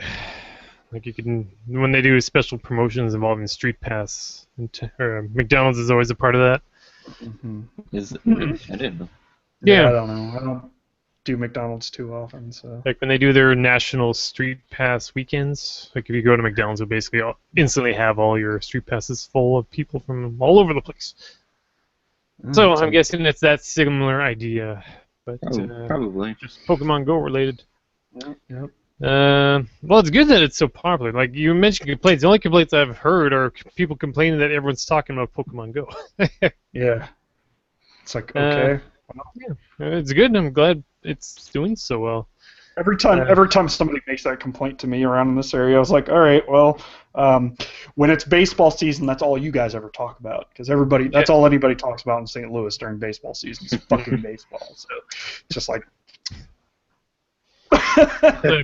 Well, it's like Vancouver and hockey. Similar idea. Yeah, I would be guilty of that. Mm-hmm. I'm a hockey fan.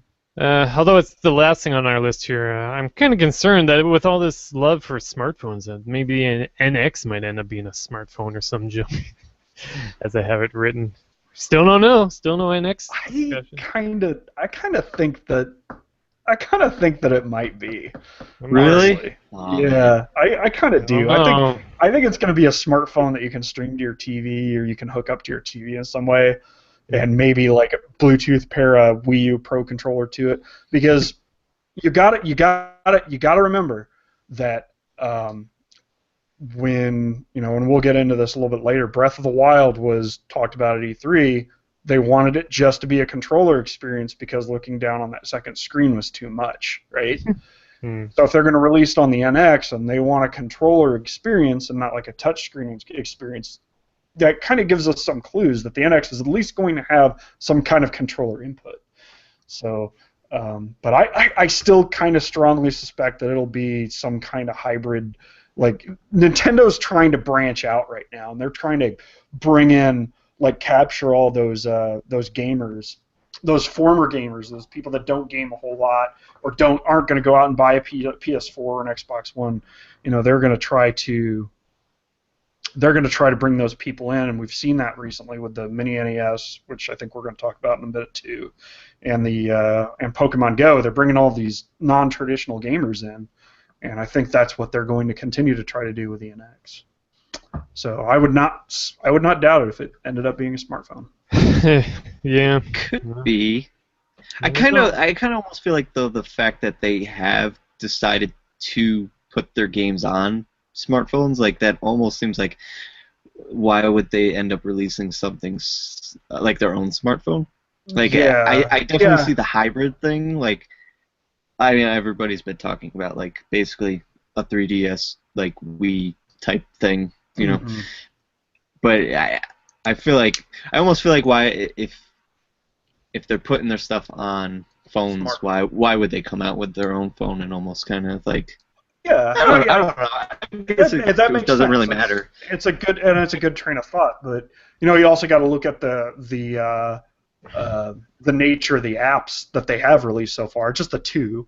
I mean, Miitomo and Pokemon Go. But if they're going to be talking about putting Breath of the Wild on NX, then you got to think that it's more the reason is.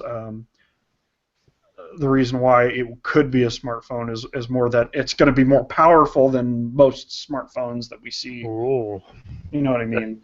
Yeah, that would be like Nintendo. Oh, we're going to branch out and we're going to put our stuff on the Android, the Android store and the iOS store for our free stuff. But if you want the premium Nintendo experience, you got to get this. You got to get the NX. Now, what if on the NX they've got Pokemon Go? With or the next Pokemon game after the Sun and the Moon have Pokemon Go connectivity. Pokemon Go Home. I don't know. I mean, it could be just a completely different device that interacts with your phone in some way. Yeah. But maybe I definitely phone is the other screen. Yeah. I love speculating, but I just want to know what the NX is right now. If it's supposedly coming out in like March or February, like. They're running out of time for me to save up money for it. They're gonna talk about it in October. Yeah. And most of the major consoles that have been released in the past, that's when about 6 months out is whenever they make the actual announcement of the system. So the fact that they're remaining so tight-lipped on it isn't really surprising. It's just it's actually more surprising that information leaked so early. So I mean, I would guess that by October we're going to know exactly what the thing is. I hope so. Maybe it's a console with, instead of a second screen, it's the smartphone/tablet.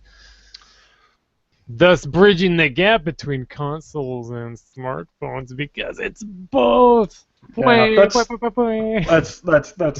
going to be. That's my guess anyway. There you go. We've cracked the code. Looks for a sound effect. Oh, Nintendo. You and your secrets. I need more of these sound effects. Alright, yeah, we'll see. It could be cool. I hope it's cool. It's kind of important that it is. But, but Wii U, it's still there for now. New Zelda, that's cool. I don't need to buy a new system to play it. Anyways, yeah, Pokemon Go, very popular game. I would like to try it. I hope it comes out on 3DS because 3DS, that is their thing. Fun to note, there have been a couple games that have done what Pokemon Go is doing, such as the Denpa Men, or even Pokemon Dream Radar, both of which had you using your thing, looking like an idiot, pointing your 3DS at nothing, and then there's a little creature running around. Cool. I'm glad it works. It's neat. My phone is super old, so I probably wouldn't be able to run Pokemon Go, but it kind of makes me want to get a new phone, I'm not going to lie. Next thing on our topic list, Monster Hunter Amiibo? What? As he quickly runs for that same sound effect. I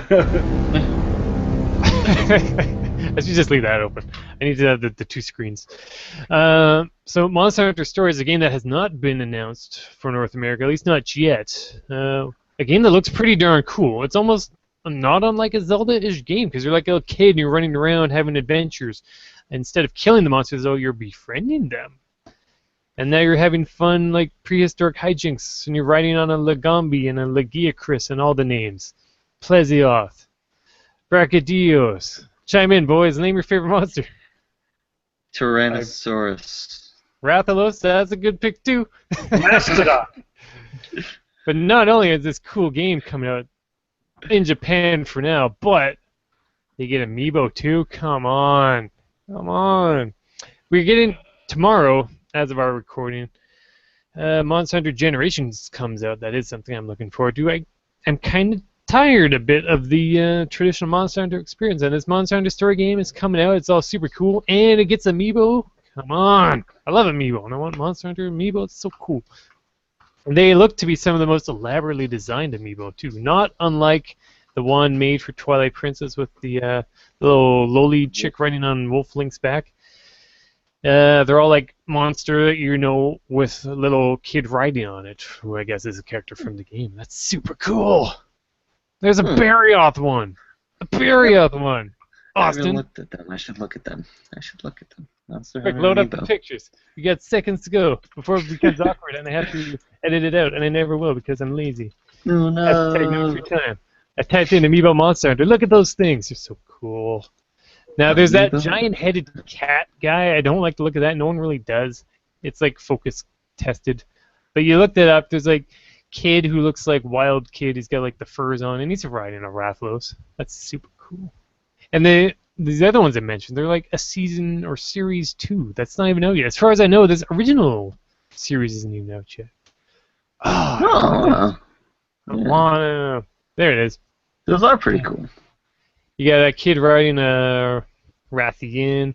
There's the one with the Barioth. There's a Koropeko. Man, those are super cool. I want to see how big they are. If nothing else, I'll have them imported. But damn, I hope we get that Monster Hunter Stories game. Anyways, I don't know, man. I don't know. I worry about Monster Hunter. I'm bored with the basic game. It's the same thing. It's better every time, but they're making it. It seemed like it started to pick up steam around 3 years. Try. Yeah, because that was on the Wii U. It's a great home console game, but if you're confined to the 3DS, it's kind of I want it on a big system. it's at a weird spot because I feel like Japan, like they want the portable experience and like moving around and connecting with all their other people because they're in such a confined space. But like for us, like I feel like the Western audience would kind of be more interested in like a big kind of like epic scale Monster Hunter, so something that would be on the big screen and kind of benefit from like the power of a console. Yeah, a lot of games are borrowing that Monster Hunter design too. I mean, not just the ones out of Japan like Tokidan or God Eater. That's about to come out proper. Resurrection or something. The one you mentioned, Freedom Wars, that's Monster Hunter-esque. Yeah. And Scalebound, I believe that's a Monster Hunter style game. There's others I can't remember. Even Horizon, whatever Dawn, whatever that game is, we'll mention that later.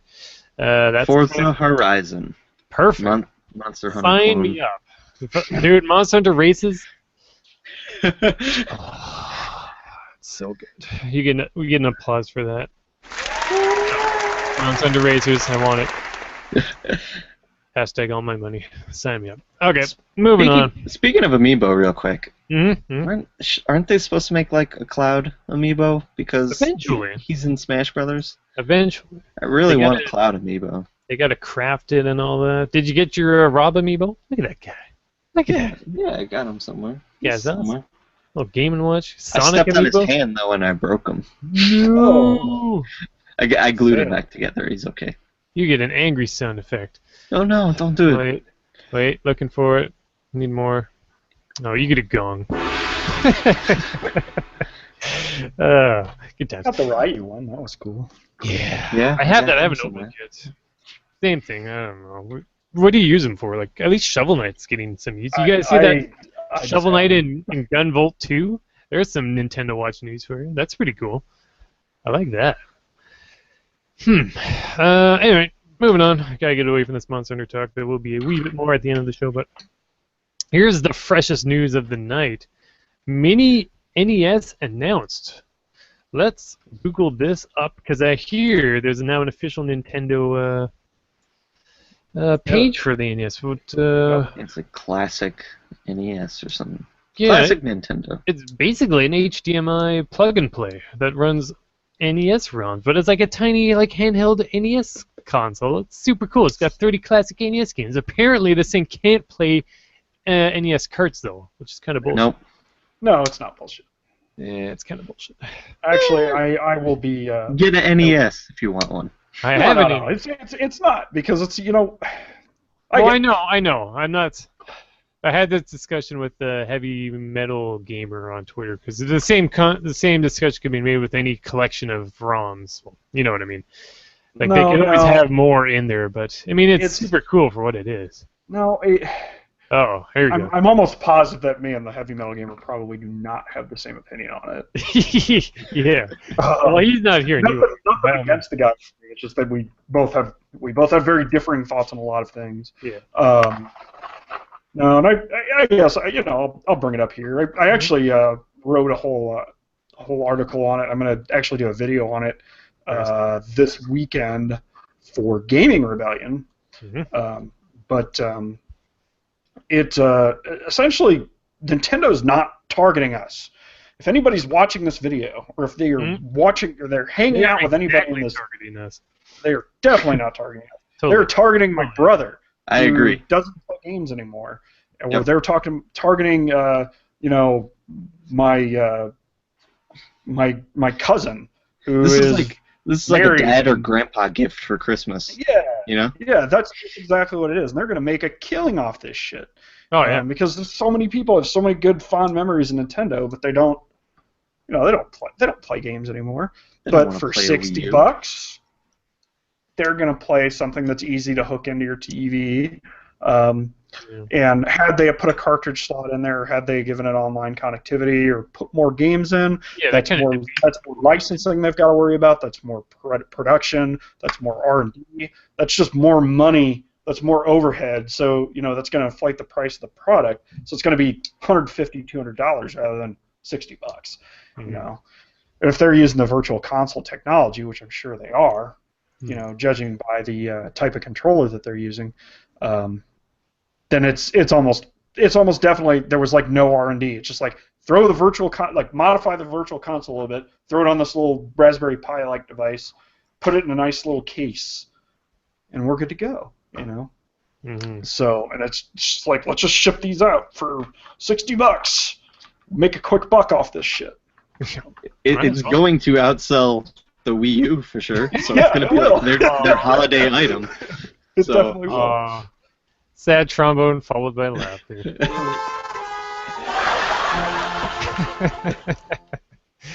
It's super cool. What a fun announcement. Because we all, like, about time, like, surprise, surprise, retro gaming kind of popular these days. Yeah.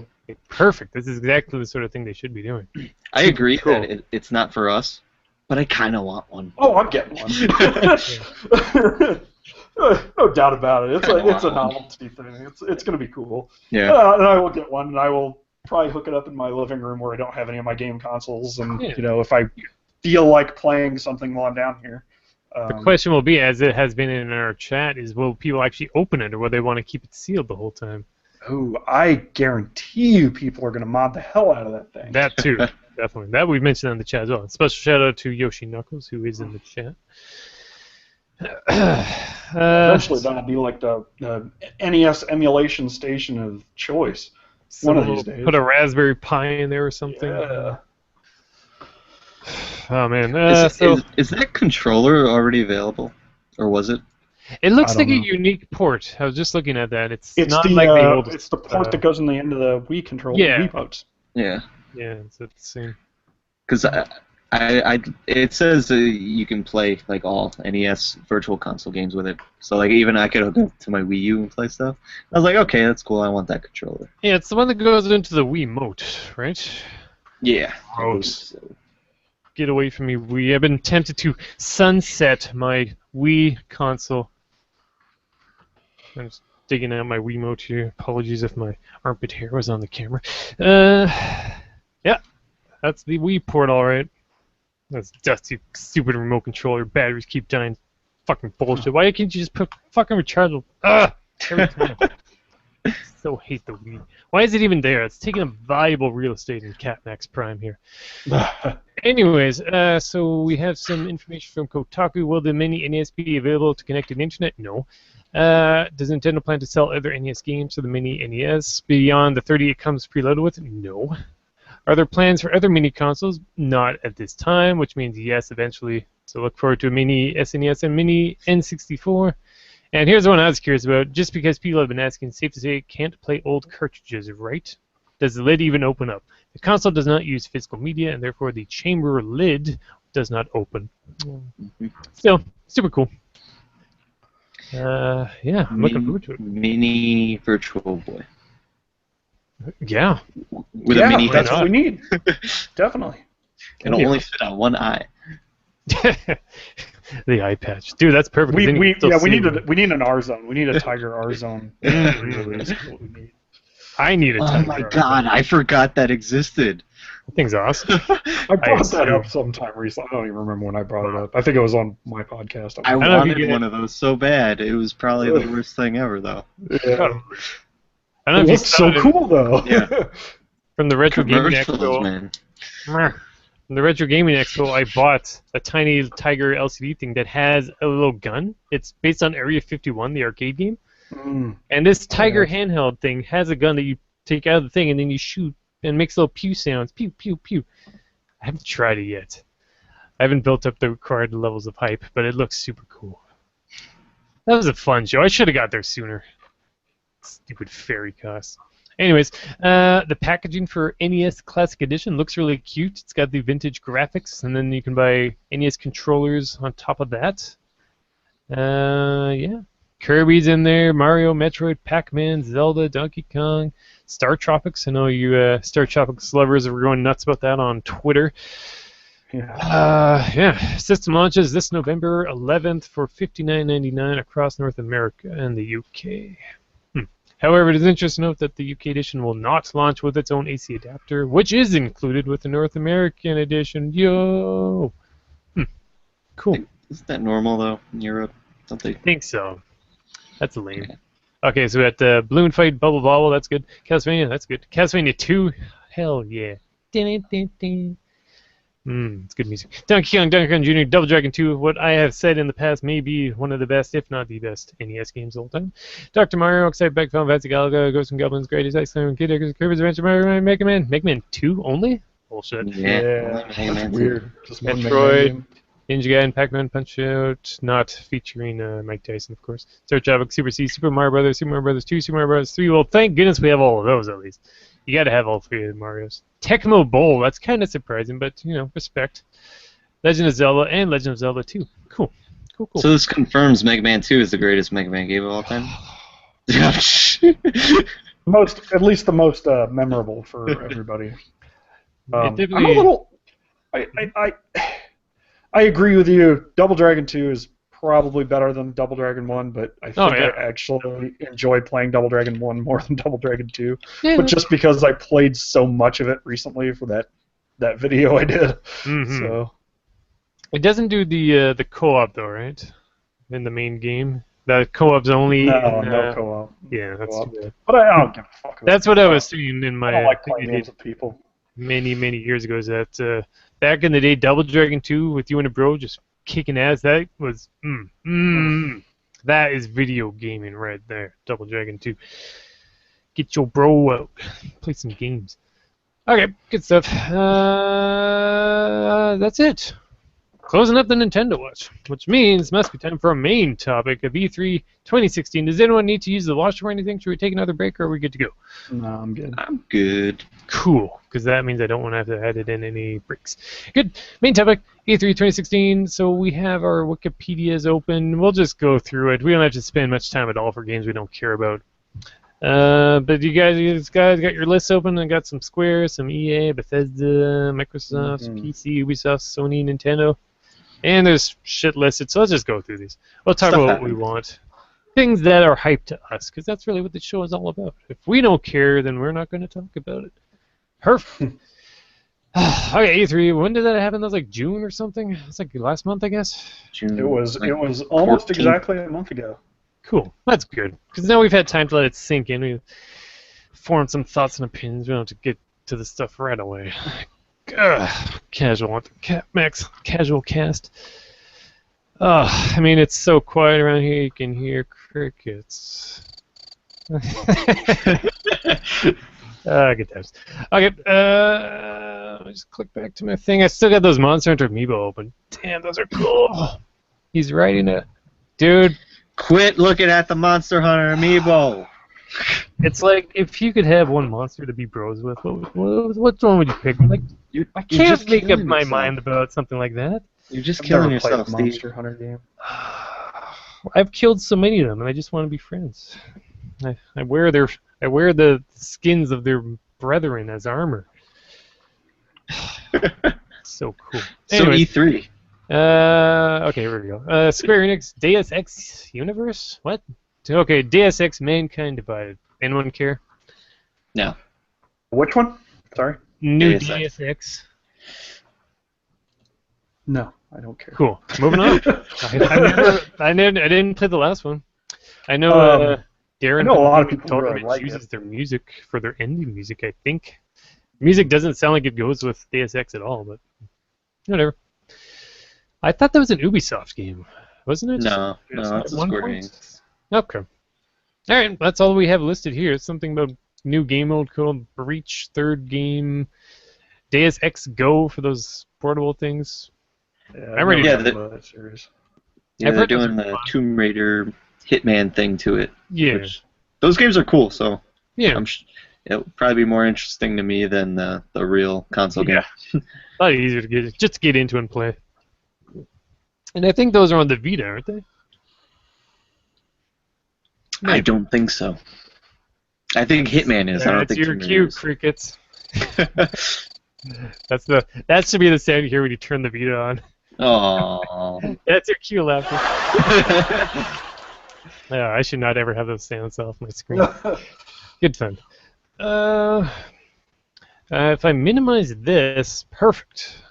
Not minimize, but window. You guys remember windowed mode? Like when it's not full screen? For what? For like Windows. I never use the. When I always have it full screen. I like full screen. Anyways, okay, EA. Yes, Titanfall 2. Okay, here we go. I'm looking forward to this game. No one's Titanfall 2 talking looks about it. cool. It's The a first big one was robot cool. game. Yeah, the second one looks better. Isn't it mostly online? The first one. Yeah, the Yeah, first the one was first- online only on Xbox. Yeah. See, I'm Uh, not. That's the drawback for me. That's Is unfortunate. I don't like playing games with people. So. But Titanfall 2 has a single-player campaign, and it looks pretty neat. Oh, really? Yeah, your army guy, which is as in every game, that's kind of boring. But army guy has like robots everywhere. You're like, it's like a buddy cop flick, except it's the post-apocalypse and there's monsters running around. And, But like, there's also a war going on.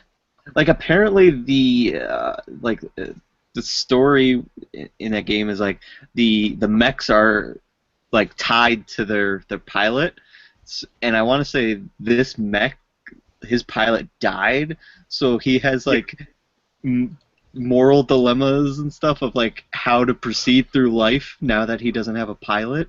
And like it seemed like you were gonna care more about that mech than anything else in the game, which was pretty cool. Yeah, so the mechs are like AI buddies now, and looks like I'm seeing a lot of like people being thrown and running on walls. That seems to be a thing with first-person shooters these days. Well, they're adding a grappling hook, so Yeah, that's fun. Grappling hooks, those are definitely another thing as well. We saw some grapples in these trailers. But yeah, as Brasel said, I'm not particularly fond of the whole first-person shooting. I mean, I love Team Fortress 2, but that's really the only one I play for as far as online shooters go. Just as far as like a cool single-player campaign where you get big robots running around, you can of course drive the robots, but then there's times where you're working with the robot because it's AI now. Yeah, looks really cool. I think if if the atmosphere is cool enough, I'm completely cool with that first person. Which it never is these days.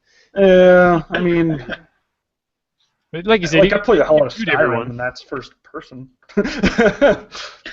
So I don't mind the view so much if the the atmosphere around the game's interesting. Yeah, I remember I was watching like live streams of Titanfall original.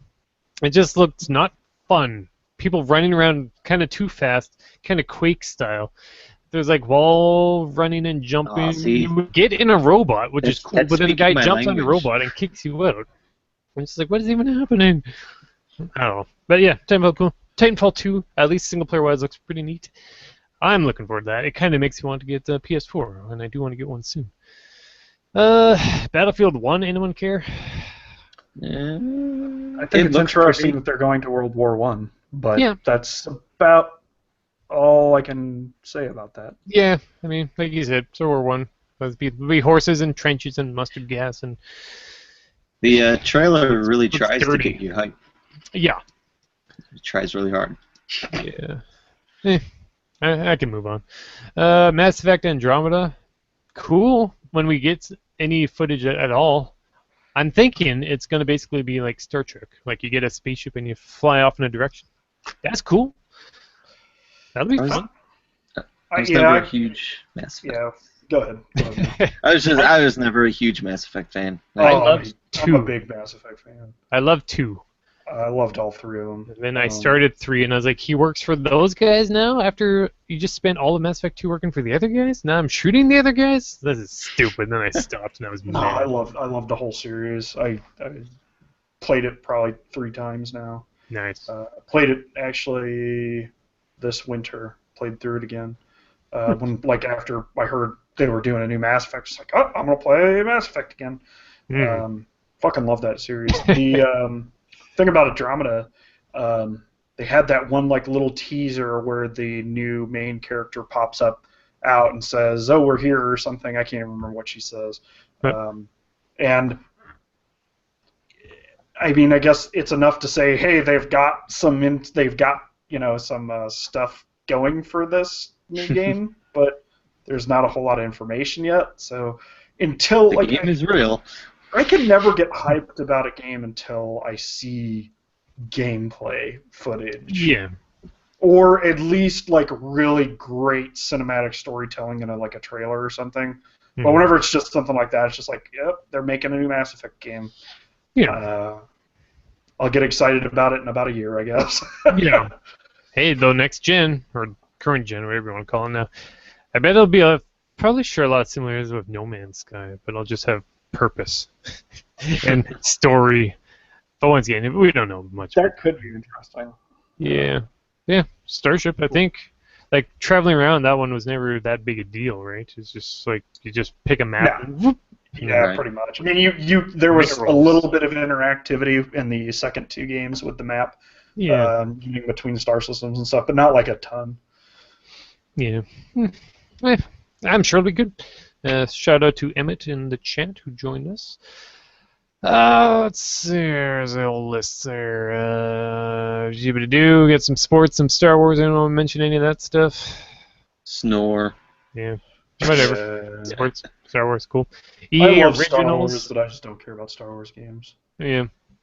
New game company called EA Originals, which will help to publish titles created by indie developers, with the first such title being Fe. F-E. I don't know. Stupid hipster indie title. I think they pronounced it Fee. I think. Yeah. That game, it doesn't look as good as like Unravel looked, I think, when they showed it last year. Wait a minute. Get that up. Get that laughter ready. Feh. More like meh. No. You stop. It's good. All right. That's cool. It's like the Ubi Arts, right? It was like Ubisoft, we're a big, scary corporation, but hey, here's indie games. That's fun. Yeah. So EA is doing that. That's cool. That's good. Cool. I'm not even going to click on Feh. I don't care. Moving on. Bethesda. There you go. We were just talking about some Skyrim. Yes. Tell us what you think of the new Skyrim, including the VR. Remaster of Skyrim. Is there VR Skyrim or no? No. There's VR versions for Elder Scrolls Online. I put very little time into Elder Scrolls Online. It's interesting, but whatever. But the Skyrim remaster is going to be kind of cool for console players. Yeah. Especially Hasn't PC been dealing with that for years already? Yeah, kind of. Nothing new for them. Yeah, like the console gamers will get a chance to do some basic modding, not like a bunch of like crazy stuff like I've been like you can do on PC, stuff that I've been doing with like script extenders and stuff like that. But it'll be nice for them, especially people who have a console but don't also have the money or have the time to worry about PC gaming. So that's cool for them, especially if they really like Skyrim and they want to play it again. They want to play it remastered, or people who haven't played Skyrim at all yet, getting to play it on the console as a remaster. For the PC gamers are getting the remaster for free if they have all of the downloadable content. However, there is some concern that a lot of the mods, it's going to take a while.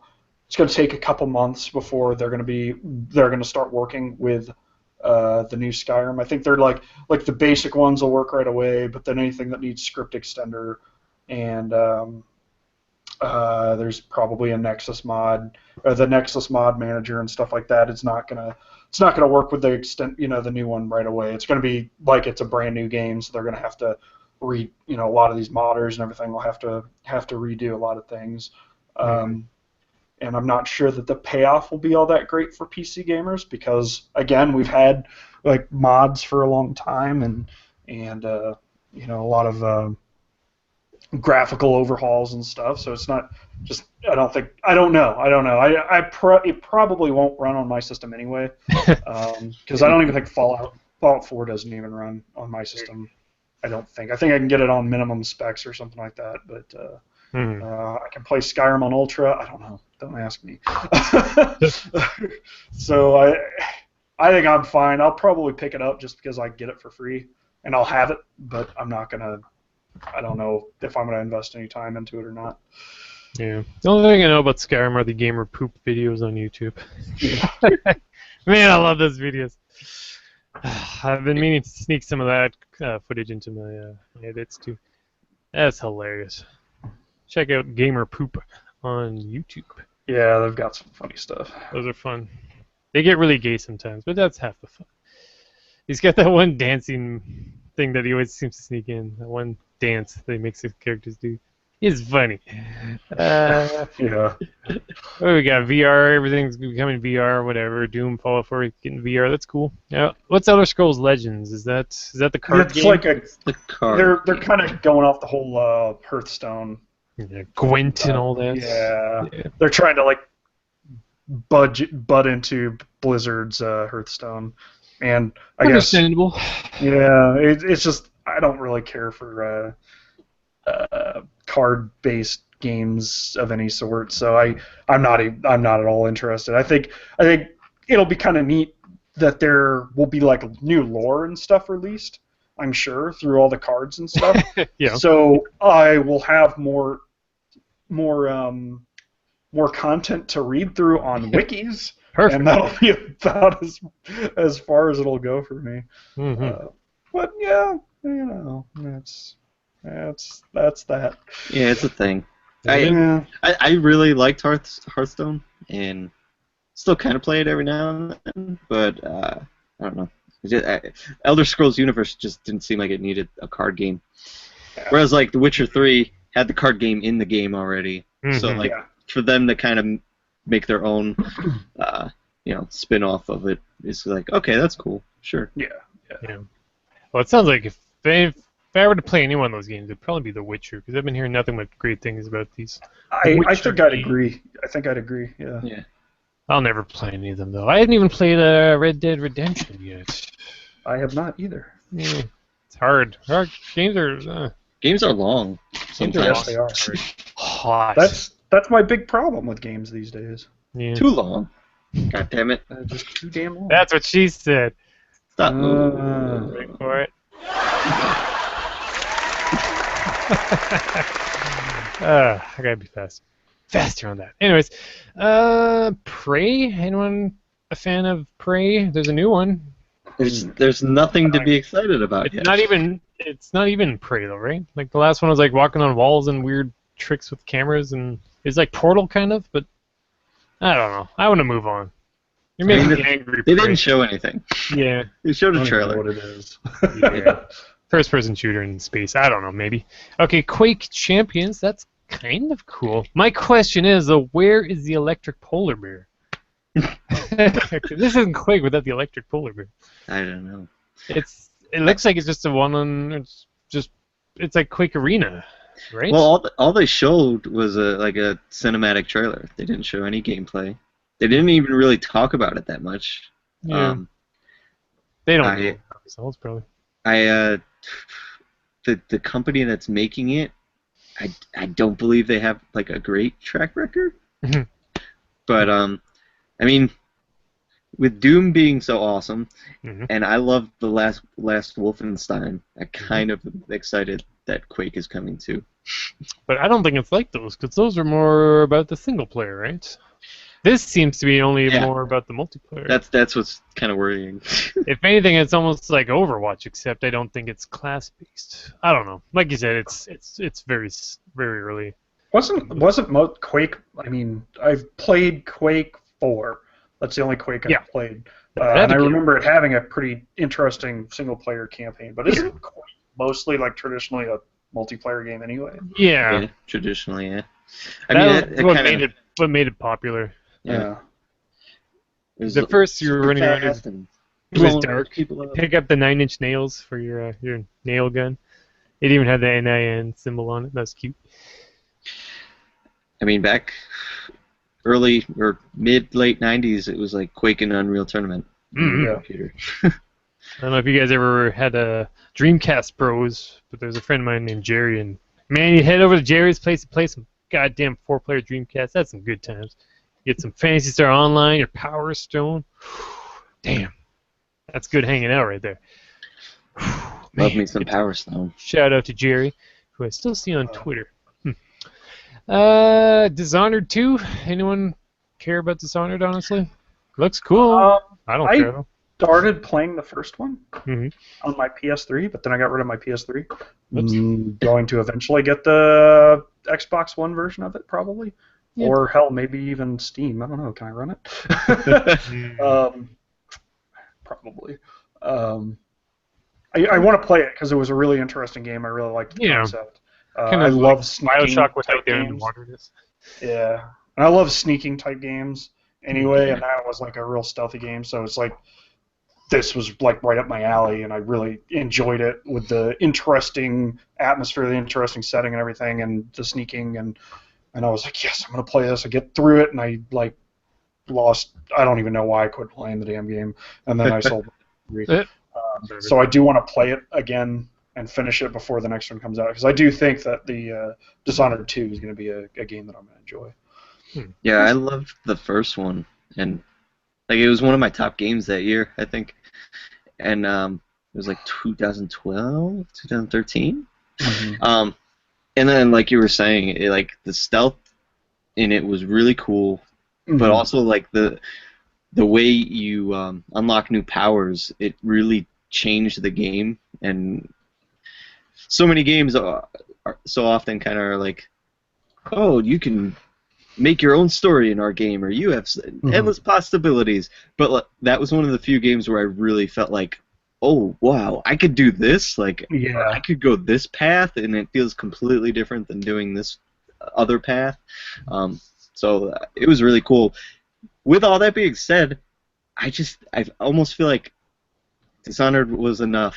Like the first one was enough, and I'm not really like. I want to play the second one, but I'm nowhere near as excited as I thought I would be. Yeah, I can see that. Like one of those, like why does every game need a franchise kind of thing? Yeah. Yeah, like the Faith Running on the Walls game. Mirror's Edge 2. I hear the second one's completely average. Yeah, I'd like to try it at some point, but it seems not very good. Yeah. Okay, moving on. Microsoft's press conference, 9:30 a.m. That's stupid. I was at work or something. Not Austin, though. He took the time off. I took it off. Yeah. Okay, so Xbox Ones? No, Xbox One S. Oh, God. Yeah. A new revision of the original Xbox One model with a smaller form factor and 4K video support that is scheduled for release in August 2016. And Project Scorpio, hardware refresh, Xbox, upgraded hardware, 4K gameplay, virtual reality support. Meh. I thought the name couldn't get any worse. Yeah. Oh no, I've dubbed it the Sexbox One. Or the Sex Boner. Sex Bones. Xbox One, the X Boner, so it starts with or has an S in it, so it's now the Sex Boner. Funny, because everyone was concerned that the PS4 was going to get one of those, but they didn't announce any upgrade for the hardware yet. Microsoft did do the announcement. Yeah. It's funny, because isn't 4K a Sony thing, or am I wrong? I don't know. No, it's just an industry thing. Pretty fancy, as if it doesn't take them long enough already to make a video game nowadays. Yeah. It's going to take even longer. Oh, whatever. That's fine. If you want another Xbox One and you want an even better one. They need 4,000 people. One per pixel. Okay, so we got some games here. There's only one I want to talk about. Gears of War 4 and Halo Wars 2. Anyone have thoughts on either of those? No. None of those. Shooting game. Third-party shooting game. First-party shooting game. Yeah. Inside, that came out. I heard good things. It's like Limbo, but without everyone being a shadow. Now you can see the whole kid. I know. I hear it's really good. I know the editor-in-chief of Gaming Rebellion's like all kinds of stoked about Inside. He hasn't gotten to play it yet. He's been busy, but he's like been talking about it a lot. Just like, oh man, I can't wait to play it. Yeah, I'm jealous that I don't have an Xbox One, nor do I have like it's on PC. Any type of competent PC to play it. It really doesn't look that bad as far as specs go. It's literally just a side scroller. It looks cool. Puzzles, I hear it's been people's games of the year though. So I guess really good. Tekken 7 was apparently there. That's cool. I like Tekken, I think. I haven't played one in a while. Tekken seems really cool. Mm-hmm. From the stuff I keep hearing like about the story mode that they're adding and kind of how the fights play out within that story mode. Seems pretty fun and ridiculous and cool. That's the one with Akuma in it. Yeah. So there you go. We've got some Street Fighter on Microsoft after all. Pause for laughter. Okay, Recore. This is the one that actually looks kind of interesting. I even watched the trailer before we started. Yes. Neat. It's like robot buddies, of course, and they're like, let's help girl person. They have her story. Cool. I think it looks pretty interesting. I know Keiji Inafune is involved with it. That scares me. But I think overall it looks kind of interesting, and I've got an Xbox One, so I'll probably pick it up at some point. After I hear what people think of it and everything. But I'm cautiously optimistic that it'll be a good game. Yeah. Well, it's not like I spent the time on Mighty Number, whatever. No laughter. Yeah. Well, isn't that developed by like Armature? Yes. Yeah. Armature. So I'm not familiar with that company. It has. I know one of their latest games was the Batman Arkham side scroller, but I think they worked on like Metroid too, like the Metroid Prime games. I think my other Retroholics people would know way better than I would. Yeah, that's fine. Yeah, it's kind of Recore look like it might be pretty fun. Yeah, it's fun. Here's Robot Dog helping you out. That's fun. Robot Spider, Robot Gorilla. Cool. It looked like cute jumping, running, third-person shooting game. Scalebound, whatever CF uses, I don't care. Dead Rising 4, State of Decay 2, and Forza Horizon 3. Anyone have thoughts on any of those? Forza Horizon looks beautiful. Does it have cars and roads? Yes. Nice.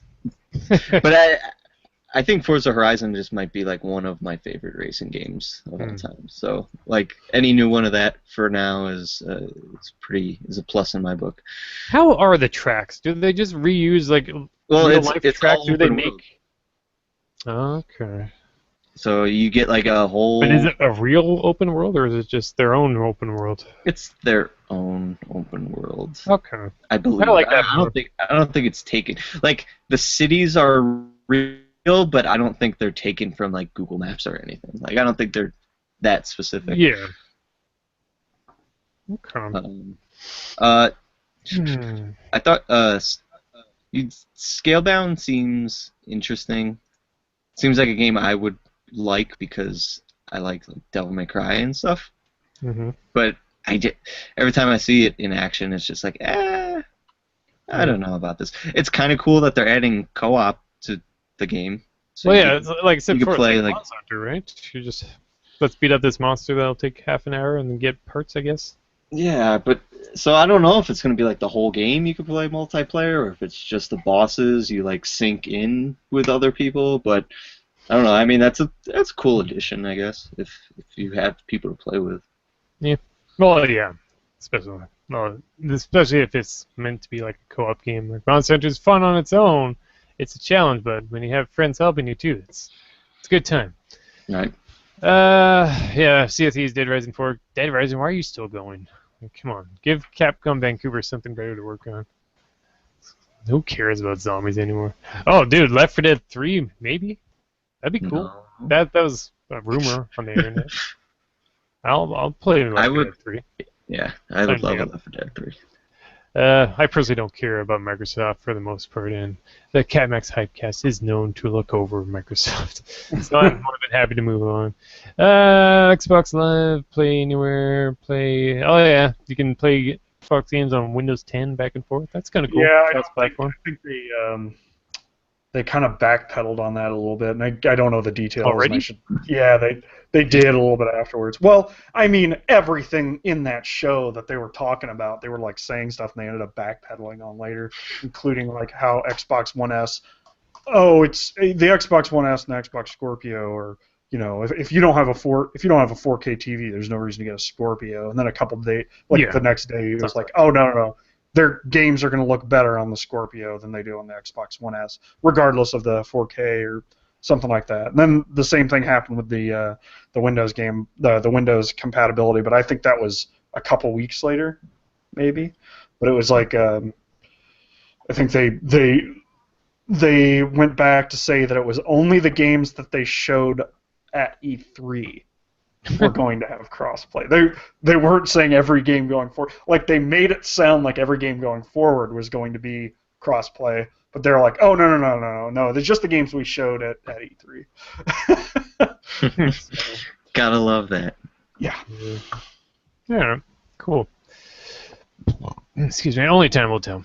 PC gaming. Before we move on, anyone have any further thoughts on Microsoft stuff? I will skip through a lot of stuff unless you stop me. You forgot the best game Microsoft will ever have. Mm-hmm. They showed it in a sizzle reel for like 2 seconds. Wait, Cuphead? hold on. Cuphead. There you go. Cuphead. Yeah, when's that coming out? I'm sick of hearing people going on about it. It's like the Microsoft Last Guardian. I don't think no date yet, right? I don't know. I've been kind of following it, and I kind of stopped following it.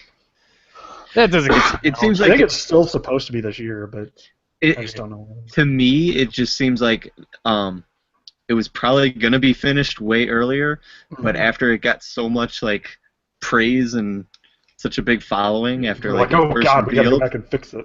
yeah, fix it and make it bigger because Yeah. originally it was just gonna be the boss battles, and now they got like platforming levels and stuff in there too. Oh, really? So I would hope so. Especially with all the hype it's gotten over the... How many years has it been? I want to say 2. It's hard to tell. Time is hard when you get older. Yeah. Time feels different. Speaking of time, the batteries in my Wiimote have bled out a bit. Fuck you, Wiimote. I fucking hate you. Swear words. Oh, boy. Can you bleep them? Do you have sound effects Yeah. for bleeping? This is an adults podcast for adults. Okay. Fuck yeah. Show off your toys. Okay, look, it's Hot Spot. That's the original G1 version, and then I was at Toys R Us and they got more of them in, and I bought the new version. Look, don't ever come near me or my son ever again. It's that meme the kids like. Good times. Okay. Bloop, bloop, bloop. We moving on. There's something about PC gaming. I don't even remember. I mean, Ark, that's out, but not really. Killing Floor, that's out, but not really, because early access, yay. Super Hot, Lawbreakers, Overland, blah, blah, blue, blah, bloop, blah, bloop. Anyone have any thoughts on any of this stuff? Vampire, Warhammer, Mountain Blade? Vampire. Mm-hmm. Is that the one by the Life is Strange people? Do you know? I think so. Developed by Don't Nod Entertainment and Yeah, published by Focus Home. Yeah. I'm looking forward to that game just because Life is Strange was really cool and it had a good storyline, I thought. Okay. And if they make you actually care about killing people because you're a vampire, that might be interesting. Okay. The killing of innocents in the game as the price for immortality is intended to explore the dualism of the protagonist's survival as a vampire while also being a doctor, either by adhering to the Hippocratic Oath or capitulating to the vampiric nature. Although Go ahead. I had nothing to say.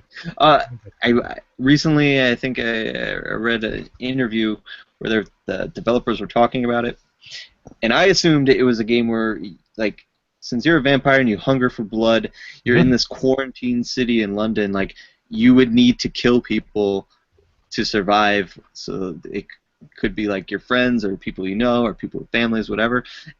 And in an interview, it seemed like the way they were talking about it was like, no, you could go through the whole game and like not kill anybody and still kind of be a hero. It's just if you kill people, you'll get bonuses and like perks and stuff. And I'm like, okay, well, yeah, I feel like that's ruining the whole morality of it.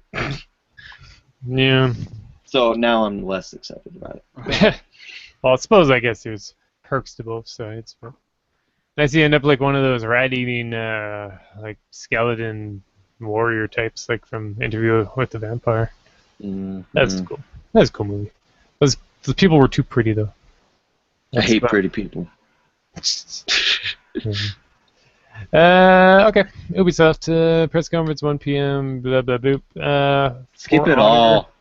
Ghost Recon, South Park. People like South Park. That looks fun. I watched the trailer for that. A lot of people are talking a lot about the fractured butthole. Nah. Good time. I didn't finish the first one. Yeah, that's another thing on the backlog. I might own it. I don't think I do though. I don't know. Whatever. That's cool. I saw footage of it. Looked funny. Yeah. Looked like a pretty competent RPG. It wasn't too complicated. Kind of like that retro-ish RPG feel. Didn't have the dials and the switches and everything like Tokyo it's pretty Mirage. simple. It was pretty good. I feel like it could have been shorter. It kind of drags on a little bit too long. But it was good. Good enough for them to make a sequel. Yeah. Yeah, I've heard good things. I'm interested. It's South Park. It's funny. There's butt jokes. I like butt jokes. Cool. Watch Dogs, Eagle Flight. I don't know. I don't care. Moving on. Assassin's Creed movie. Gross. Steep. Isn't that like about a cliff or something stupid? Trials of the Blood Dragon. That's out now. It's Trials, but with the Blood Dragon jokes and such. I've seen it. I see Let's Plays. It looks cute. I'll never play it. What the hell is Grow Up? I don't care. Star Trek Bridge Crew. That's cool. The thing with the VR is that you're sitting. You're just sitting. So you need a game where you're just sitting. So give me like a mech game. Give me Evangelion VR. I will buy whatever headset you need me to buy to play that. So a game where you're sitting down, that's the only time VR makes sense to me. And I guess if you're on a Star Trek Bridge Crew and you're sitting on your captain's seat, then yeah, that's cool. I mean, again, I'm assuming that's a co-op game where everyone's got VR headsets. Neat. Probably doesn't need VR, but that's kind of cool. Yeah. I think Might be fun. There's a few games like that though. I think like random. I can't think of the name. PC games where it's like the exact same thing, just without the Star Trek license. Have either of you guys done any VR stuff with the new equipment? Yes. I got to do the PlayStation VR a couple times. Couple times. I haven't tried Oculus. Ugh. Have you tried more than one set? Do you like it? I thought it was really cool. I tried it at the Oklahoma, what the hell, Super BitCon in Oklahoma City a couple months ago, and it was like just the arcade. Like I don't know if you guys have seen it. There's like this big arcade room, and you can walk around in the arcade, and you can play games in the arcade. I didn't really play any of the games. Because I just wanted to kind of experience being in a virtual environment like that. Yeah. So I just walked around the arcade and I started picking stuff up and like throwing stuff across the room and stuff, and, like trying to jump on top of the arcades. But the thing is that I get real motion sickness. So like I couldn't get through my whole 5 minutes because by the end of it I was like going to barf. But it was so cool. And like I'd like move forward and then like my whole body would like jerk whenever I stopped. Like my body wanted to keep the momentum going even though I wasn't actually moving. And then there was like at one point I was like looking around and I was like, oh god, I gotta rest for a second. It's like I'm getting sick. So I go to put my hand on this arcade machine that's not there. And, yeah, it was a fun experience. I thought it was really neat, but it's definitely not something I'd be able to do because I'd get sick. Yeah, I mean, I'm interested to see how people develop it more. Because I keep hearing like there's so many like minute details in making a game that like triggers those motion sicknesses and stuff. So hopefully maybe they'll make stuff better and you won't get sick. But yeah, I heard like if they put the nose in the game, so you can just kind of barely see the nose on your character, that like helps with motion sickness entirely. I could see that. That's funny. I got to play Eve Valkyrie, the Playroom VR, and most recently I played Super Hypercube. And every time I play the VR, I'm pretty excited for it. I think it's really cool. And the more I've tried it out, the more I'm okay with there not being really good games, because it's just really cool to be in like a whole new world as soon as you put that headset on. Like I think some people have talked about. Or I think even Deus Ex is supposedly has like something where you could just walk around like the environments of Deus Ex. Like, I would pay $5 to like walk around a Final Fantasy world or something, you know? Yeah. Like, I'm really excited for VR. It's just very expensive. Yeah, I'll say. At least you're not in too Canada. expensive. Fuck, man, those prices. I haven't even. I've not seen any demos of any of that stuff anywhere yet. So it's just my imagination for now. We have Best Buy's demoing the PlayStation VR. Canadian Best Buy is rubbish. It's not good. They're not even Best Buys. They're kind of sort of good buys. More like worst buy. Everything's funnier with the soundboard. Ah, There you go. good times. All right, PC, yeah, whatever. Ubisoft, yeah, whatever. Sony. Okay, now here's an event that started at a smart time of day after a man's off work for the day. It's 6 p.m. Let's rock. Let's see some Sony. Is this more VR stuff?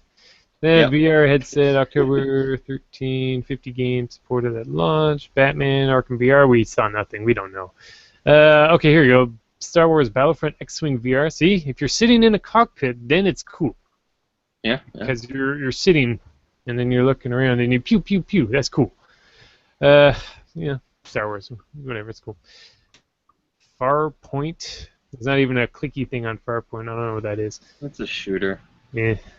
I Alright. didn't actually watch any of the VR stuff at all. Yeah.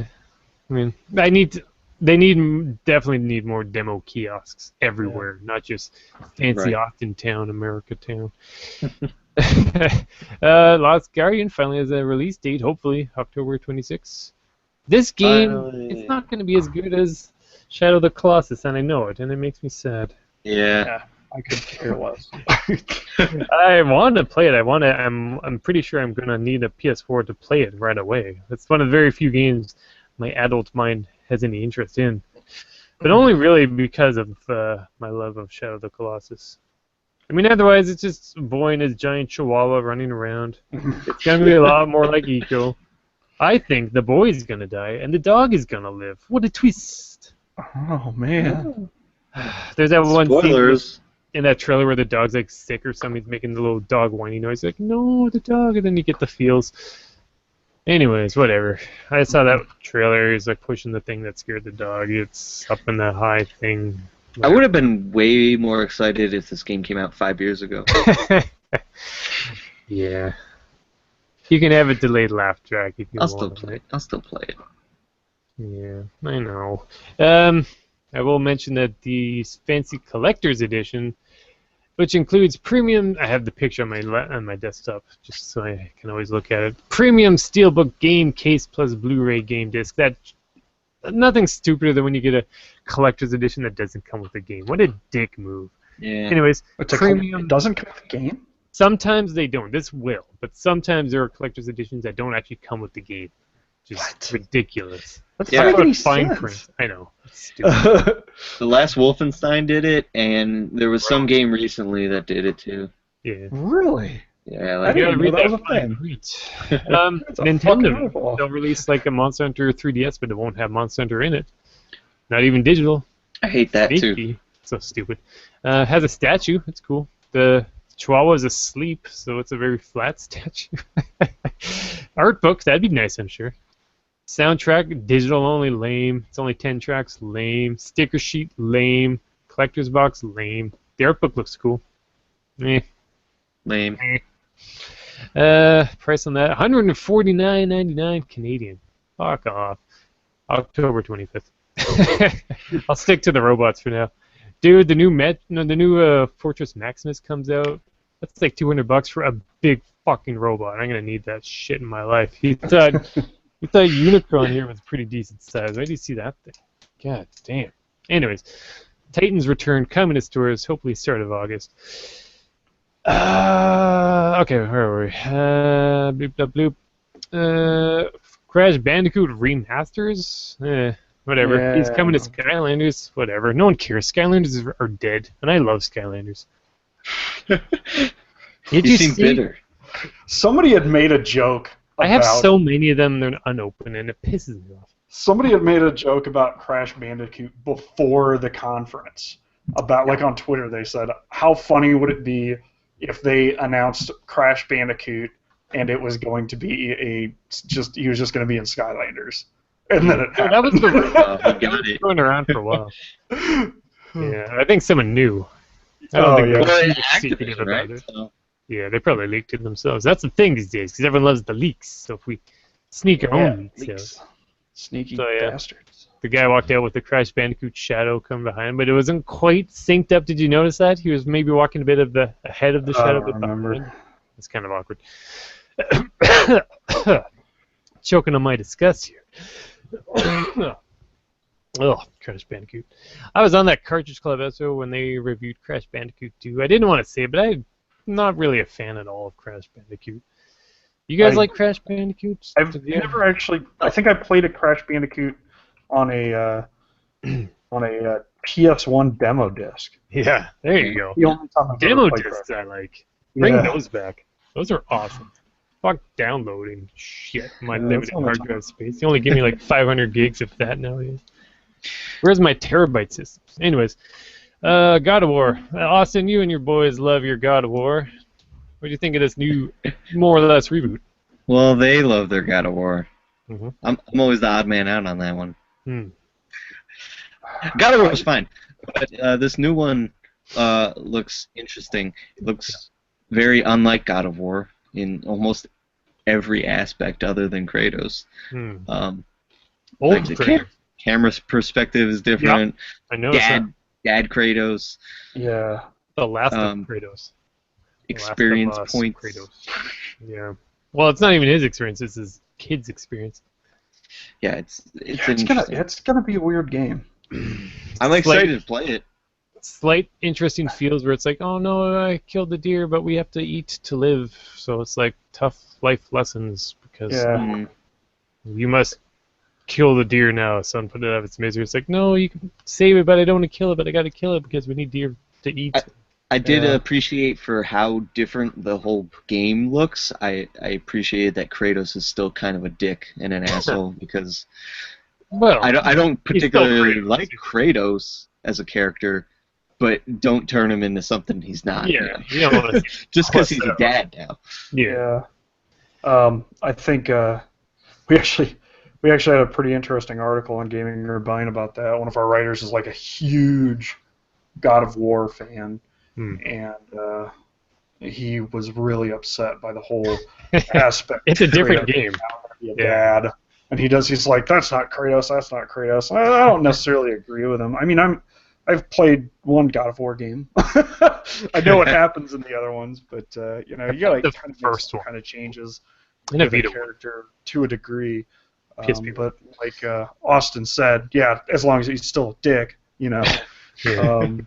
But the looking at the game, like how it played and everything, it honestly just looks like every other freaking third-person over-the-shoulder game that Yeah. people are Yeah. releasing They love these that days. camera angle. It's just like, It- why is this a thing? This just looks boring, It That's just the looks like Last of Us everything as else. well. Looks like The Last of Us mixed with Maybe Resident Tomb Evil. Raider, actually. Yeah. Yeah, they're all kind of melding together. But it's Yeah. definitely not God of War. You think God of War is supposed to be like a rock concert, right? You're just like an angry Yeah. white guy, or got your goatee, you're just whipping shit around, you're ripping people's faces off. Yeah. Like it always had a like arcade style action Yeah, Mhm. to those games, and this looks way slower paced. they're button bashers, but now it's just like, yeah. Yeah, I it's don't like, hey, let's make God of War a open world game. Yeah, Why? even almost, Everything's an open world game anymore. it almost felt Skyrimish with like Yeah. the locale and finding things and it's like awkward foreign language. It just becomes English, so you can read it. But Yeah, at ruins. That's cool. the same time though, like I think I was talking to them about this outside of the podcast. The other guys is if they came out with another God of War that was the same thing that they've been making for like 5-6 games, Yeah. I really wouldn't have cared at all. Yeah. I probably wouldn't have cared to play it. Even though this is kind of like, okay, they're totally ripping off Last of Us and Tomb Raider and kind of trying to Frankenstein this other game into God of War. I'm at least interested. I at least want to see like what it's gonna be. Yeah, for sure. I'll never play, but it looks it has potential. I have to play it, or Brian will kill me. Yeah. I want to like video games again. I really do. I need a better job. It's too tiring. Resident Evil 7, that demo looked really cool. It's like, hey, PT was sure popular. Let's make our own. Yeah. I hear that Anybody I want to, but no. I know you can't. I can't play PT either. Not yet. I hope that PT on Steam would be awesome. Just suck the dick from Konami just once. Do what you got to do. It's such a shame that they put their work in and then that whole thing happened. Anyways, I hear that demo is not what the actual game will be like, and there's just more like a taste of something else. But yeah, look cool. Everyone's all like, "What does the finger do?" It does nothing. Yeah, the demo wasn't even that great compared to like PT. It was fine, but I love the spooky games. So, like Soma. You guys play Soma? yeah. I love Soma. That's a good ass game. I feel bad because I didn't want to play it until I watched enough Let's Plays. Once I saw that Deep Sea section, I was like, oh, I'm on board. Sign me up. I need this game. Layers of Fear also come to mind. A game I thought I loved until I played the completed version and saw the shit they put into the end of the game. I liked it more when it was in early access. Go figure. Interesting. Yeah, they really dropped the ball on that. It was also definitely play it. I mean, by all means, from start to finish, it is super cool, especially the first couple times around. But the ending, it's just they didn't know how to end it. It's pretty obvious. You'll see. They reuse assets in the most awkward ways. Mm-hmm. There's just literally a room that's like Time Killer the Room. Here's a bunch of crap from stuff you walked by earlier. Now it's back, and find checkers pieces in this. Oh, so annoying. Anyways, yeah, Resident Evil 7 might be cool. It's also called Biohazard because they want to merge all the names of Resident Evil and Biohazard into one thing because they are worldwide. Capcom. All right, Detroit Become Human. That's that game from that Cage guy, right? Yeah. I'm a robot cop. I'm gonna save you unless I don't. That's it, right? David Cage. Another one of those. Might be cool. I don't care. You guys care? I don't know. It looks kind of neat, but yeah. I mean, it looks like Heavy Rain. I don't know. It's just. I think it'd be a cool playthrough once. Yep. And then you'd never want to play it again. Be a good PlayStation Plus download. Yeah. I mean, those games hang their hat on a good story and good acting, and Heavy Rain and Beyond don't necessarily have those. Beyond Two Souls wasn't terrible. No. It was okay. I would never play it again. I bought it the cringe moments. The PS4 version because I never played it before, and I only played like 2 chapters. It seemed okay. I'm just gonna check the chat. Chat's been quiet. Emma did say earlier that he got wrecked by a mountain lion twice in a row playing Red Dead Redemption, and then later he said Quake 2 is pretty fun. He has it on the N64. Otherwise, chat's been quiet, but thanks to anyone who is still watching. Okay. What are we at? Oh, here we go. Hey, we got that Kojima guy working for us now. I almost said Konami. This guy's kind of a big deal. North America loves Kojima. We'll give him a special staircase to walk down, and he can show off his brand new game that isn't PT related at all. Probably not. Not at all. Yes. No. Branding. Let's make up a word because Japan. Cool trailer. I don't know what it is. No one does. Is it cool? Is it really cool? Yeah. Or is it just weird? Nah, it's cool. I liked that. I was watching it in the Twitch, the live, and everyone's like, "Oh my God, it's Evangelion!" I was like, "Yeah, that's what I was thinking." It was good. He's floating in the sky there. It's not unlike certain Evangelion scenes. Yeah, we can go over the trailer. It was like Norman Reedus, actor man. He wakes up or something. His baby's there. He's like, "Oh, my baby!" But the baby disappears. Whoa! And there's like handprints on him. What the? And then he looks out, and it's like the ocean or something, but there's like dead animals, and apparently there's cables coming out. Everyone's something. I couldn't see the cables, but that's what I heard. And Hideo, I wish I would have been born in America so I could have made Hollywood blockbusters Kojima. yeah, he loves trailers. He should be a movie man. Why play games when you could watch them? He's missing his own cable. He's got that weird scar on his chest, and he looks up, and there's like 5 floating thingies in the sky. They were coming towards him, then they disappear, and then it's like, whoa, what did I just watch? That music is cool, I think. Yeah. You said it. You said it all. Stranding. Good job. And, Nobody needs to watch the trailer now. nope. Yeah, I don't give a shit about it. Yeah. I had never really cared about Metal Gear. I liked the one I played, but it's just no hype for Metal Gear. So I guess I'm glad that he is working on something that isn't Metal Gear. I know they're good games and all, but Anyways, Days Gone. Hey, you know it's a popular game. I know God of War knows what it is. The Last of Us. Let's make our own. Was this by The Last of Us, guys? It sure looked like it. Is Days Gone that one where that guy was walking through that kind of abandoned thing and then just like massive amounts of zombies showed up? Yeah, there you go. Yeah. Man, when they first started showing up, I was like, another zombie game, great. Yep. But then they just kept coming. Yep. And it was just like, That was pretty wait cool. a second. You see those fucking red barrels? Shoot those fucking red barrels! It's like this is what barrels. the new gen is supposed to be all about. Is about Right. pushing technical limitations, and this is like something we haven't seen before. Is just like massive amounts of characters on screen at the same time. Honestly, as soon as I started seeing just like all these, like he was just surrounded by all of those freaking things, and I'm presuming it's in-game engine too. I was just like, I hope so. Yeah, that has piqued my interest. Mm-hmm. I still don't have PS4 though, but Technically, it looks awesome. yeah. From what we saw. I'm worried like the game really won't. I don't know. Another zombie game doesn't get me excited. The fact that all those zombies were in there kind of got me excited. And I worry because Sony Bend is making it, and they've only done PSP games and the Vita game. So I worry that a full console game might not. That means they're hungry for success. They know what they can do. Because it's been unleashed. Ready at Dawn was in the same predicament, and then they made The Order, and that was not the greatest game. That was a time filler. We need something on the shelves game. It didn't matter how long the game was. It's like a movie. They just release something, finish the game. Right. We don't care how long it is. Yeah, cool trailer. Like it's Left 4 Dead meets The Last of Us. Yeah, zombie hordes. That camera angle. I mean, he's up in the thing, and then you see the guys just swarming. Cool.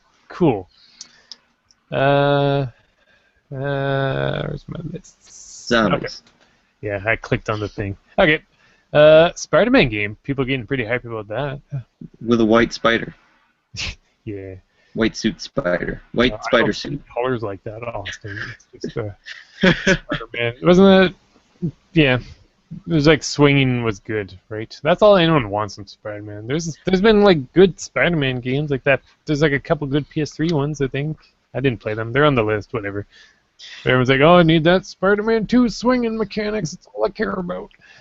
Insomniac makes fun games, so I think it's a good fit for Spider-Man. Oh, they made a Song of the Deep. You guys play that yet? Not yet. It's exclusive, $20. Pretty good. Well, the game looks boring, but good price. Is that it? There was more, wasn't there? Sony? I think you hit most of the big stuff. Yeah, whatever. That's fine. The whole thing that was weird. That's awesome. What? The whole thing that was weird with PlayStation's E3 was like, it was basically nothing but like trailer. Like they didn't come out and talk to the audience like hardly ever. And as a consumer, I want them to talk to me. I want them to say, "Hey, Austin, you know what? We like you playing our games. Awesome. We appreciate that." Yeah, but it was just weird for a press conference to see that. Okay, well, there's a ton of games at the end of this we can go through as well. All right, cool. Good. I like Sony's. Sony's got some good things on the way. Like I said, I don't have the PS4 yet either, but they're expensive. They're really expensive. This is Canada, eh? We can't afford that shit. We don't make that kind of money. Anyways, bloop blah bleep. Nintendo. What new tapes do they have coming out? I do not like this Treehouse Live show. What even is that? It's like a stream thing, where like nerds talking about Nintendo. It's I what didn't mind everybody it else for is the doing. Zelda footage. I don't want to watch 2-day long. Stream. I watched the entire Treehouse at work. You are a madman. Actually, I watched the you entire get a thing. pause for that. Mainly because I was so excited about Zelda, because it just Zelda, Nintendo doing a open world game, and yeah, I'm a little tired of open world games, but now Nintendo's doing it. Yeah. Oh man, I'm excited. And it But, looks amazing. It does. Mhm. But the Treehouse was It actually looks like Shadow of the Colossus, so I was like, oh, wait a minute. He's on a horse riding down a really long... yeah. But when they were showing the Zelda footage, it was fun. The Treehouse Live was kind of fun. Like I liked how the girls, Audrey Drake was mostly responsible for it. Whenever she started, like every time she took control, she took all Link's clothes off. She was like, "Oh, gotta watch Hot Link" or something like that, and I thought that was kind of funny. They're super nerdy. Yeah. I mean, I didn't mind watching it, but whenever it was like the games I didn't care for or didn't really have any interest in, which was everything other than Zelda, I was just like, this is boring. Yeah. I've really not seen much of Breath of the Wild. I guess I don't want to spoil it for myself, but I just haven't got around to it. The There thing was a is, lot to spoil. I remember because I was trying to find just like a 2-3 minute trailer, and every one of them was like half an hour long. It's like, I don't want to watch it for half an hour. Just give me a cool 3-minute trailer. It's like a rundown. Yeah. I probably watched like probably between an hour and 2 hours of it throughout the whole day. Just like randomly would pop in and be like, oh, cool, that looks cool. Yeah. Oh yeah, I want this game. Yeah. Okay. I mean, hey, yeah, I'll buy it. I don't know about the NX yet. No one does, but for the Wii U, yeah, cool. I'm sure it'll come with an amiibo. It has support for the Link Wolf amiibo. That's cool. You get a wolf buddy. Fun. Was he like doing shield surfing or something at one point? Yes, he was. That's awesome. Did you guys see the guy that posted the cartoon, the North American cartoon, where he does that on a bomb? There's like a bomb about to blow up. And I did see that. That's awesome. Love it. Yeah, cool. Breath of the Wild. I'm sure that'll be one of their biggest sellers in ages, not counting Pokemon Go, of course. Pokemon Sun and Moon. You guys care about Pokemons? Outside of the smartphone? Other than the smartphone thing, I don't know. Yeah. Might be cool. More the same. I don't know. It'd be cool if they did something different. About X and Y, or X when it came out. Yeah, me too. I And I played was it a like- bit and I didn't like it. It was just like, I was like, this is the same it stuff. doesn't feel right. It's just weird camera angles. There's like a big town and the camera's spinning around. I don't know. When I was playing Pokemon Yellow on my 3DS, when that released that was super fun for a little while. And then I stopped playing that too, because I couldn't catch an Abra because it kept teleporting, and I got mad. Moving on. Pokemon Go device, that'll be out soon, I think. That's cool. I'm sure that'll sell. That'll be hard to find. Yeah. Ever Oasis, that looked cool. By Grezzo. That was on the 3DS. It looked like Mana, Secret of Mana, a little bit. Oh, Sort of, yeah. I don't have a 3DS anymore, so I didn't really pay attention to a lot of that. Then the desert players form a party of 3 and battle enemies that are possessed. Blah, blah, blah. Whatever. Maybe cool. I probably won't buy it. Looks cool. Mario Party. Does anyone care about the Mario Parties anymore? No. Cool. Paper Mario Color Splash. I think it looks fun. The story might be good, but after that 3DS game that released, I don't know. Right. It'll And be it's supposedly expensive, more too. like that one, right? Even that stupid Mario and Sonic Rio game was like $79.99. Why would you do that? Nintendo, come on. Did you guys see like the back and forth Sega was having? Yes. That was funny. That was That awesome. made me want to play the game just I know. because they... I made a reply to that, and it was actually really popular because they were like, well, Sonic versus Mario, that won't be too good because Sonic can't really swim. And then I said, damn, a bunch of A's. And it's like, I hope you snuck in the Sonic Drowning music, and then I got a bunch of likes for that. That's good. Box Boy, that's a sequel to that Box Boy game that's out now, whatever. Rhythm Heaven, Mega Mix. Yeah, I played a bit. It looked, the Box Boy looked kind of neat, but I don't have 3DS, so I'm not going to get to play it. Yeah, I bought the first one, you're not missing out. It's very basic. But people like it. Bleh. Rhythm Heaven Mega Mix, the demo's out now. Bleh. I didn't like the last one I played. Monster Hunter Generations. Bleh. I want to be hyped, but I'm really not, I admit it. I want that Stories game. I got that amiibo picture. Look at that guy. He's riding the Coral Pecco. He's having time of his life. If I can't ride the monsters, then fuck you. She's got a Barioth. I want a Barioth. It's like a flying kitty. Damn it. Anyways, Dragon Quest. That's cool. I'll never have the time, but Dragon Quest and Yokai Watch 2. You guys like Dragon Quest? Sort of. That's I'll pretend I have enough long time. game too. I'm impressed I could get it all on the 3DS. Remember the old meme picture? It's like, finally, disc 2, and it's like an old man. First picture's like a kid. Oh boy, Dragon Quest 7. Second picture, finally, disc 2. It's a long That's game. how it feels now. Yeah. Is Dragon Quest 7 the one with the guy with the green hat? Yeah, I think so. Yeah, it was the PS1 game, I believe. Yeah, I tried playing that, and it was just like, at the time, you know, me being the kid that I was, I played it, and I was just like, this looks like shit. Yeah.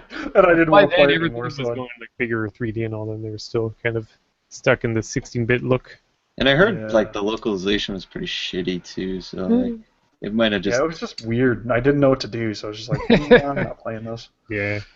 That's I cool. bought it too, and I ended up selling it. It's probably worth money now, though. It's not Wish I too easy would've to kept find. Yeah. Yokai Watch 2. Did Yokai Watch 1 do good at all?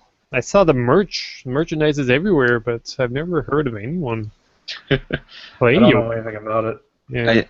I feel like it did okay, but not what they were. Nowhere near what they were expecting. Yeah. That's my assumption. Needs to be on the smartphone. Yeah. Have you guys? They have there's like apps. there's a Chinese knockoff of Pokemon Go. The art looks super good. There's like a green peacock thing. It's supposed to be like a legendary type. Looks really neat. Good art. Good art. Saw Good job, something. China. Okay. And Nintendo, we're more or less done here. It's been a long night. Anything else we got on our list of games? I do want to mention, I saw right there, Bloodstained Ritual Tonight. You guys play that demo? No. I did not play the demo. I I played didn't even know the there was demo. a demo to play. watched Special some shout out stuff on to P1 of the Cartridge Brothers who sent me the demo for that on Steam. I was playing on the keyboard and it kind of sucked on the keyboard, but man, that is some good 2D Castlevania that isn't Castlevania game. It's exactly what people wanted Mighty Number 9 to be for a game that's based on Mega Man. So that'll be good. And it's on Vita, too. That's awesome. I'm totally buying that. Bloop, bloop, bloop. Bloop, bloop, bloop. That's the sound I make when I'm reading. Skipping through Persona 5. Coming out on PS3. Hell yeah. Yakuza 0. Yeah. Space Hulk, Rocket League. That's not new. Call of Duties. You get space. Pew pew. Yeah, spaceships and grappling hooks. That's cool. Skylanders. They just want us to make our own Skylanders now. Boring. Let it die. Boring. Moving on. Moto Racer 4. Who asked for this? Gravity Rush 2. That's cool. I'm working through Gravity Rush 1. Horizon Zero Dawn. That's what we forgot. She fought that big robot monster guy.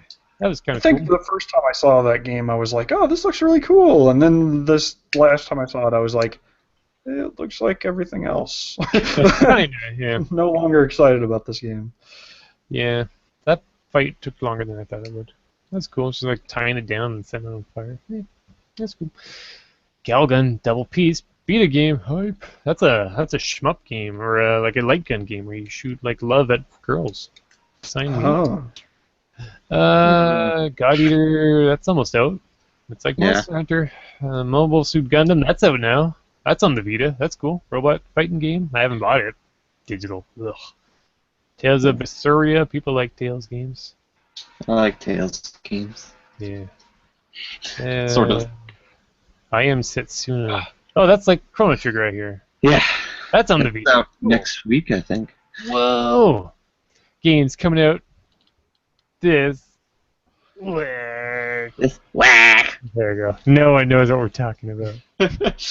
For average podcast. Why? If you call yourself above average podcast, I think you would have got a lot more hits. I know. I didn't even want to be average Joe Gaming. I mean, I know. It's a saying. I get it. That's what I was telling Jay. It's like you're calling yourself Dullard TV. Dullard is like an insult. Yeah, you don't It's want to. down, up, left, left, A, right, down. It's a don't code. wanna- I get it. Yeah. Self-depreciating humor only works to a point. Yeah. If you base your whole shtick around it, it can actually be detrimental to the long-term image of your brand. No doubt. World of Final Fantasy. That I don't know what that is. Oh man, Looks cool though. I think. Yeah. New Akiba game. Be Final Fantasy. Looks cute. That you can be friends with monsters there. That's cool. Yeah. Ukulele. That's still being worked on. That's cool. 3D platforming returning. Toho. We're getting a Toho game. Weird. Gwent. Yeah, whatever. Bloop blop blue. We Happy Few. Rhymes. Harvest Moon, Skytree Village, aka Stardew Valley, SV. Alright. SV, same initials. Oh, Wild Guns Reloaded. Cool. Yeah, you guys like that. You guys like the retro games. I like the retro games. You guys have Wild Guns on Super Nintendo? I have it. No. That's a rare ass game. Yeah, it's freaking expensive. I'm not selling that. But yeah, we're getting that back. It looks like the old game, which is kind of a letdown, but still cool.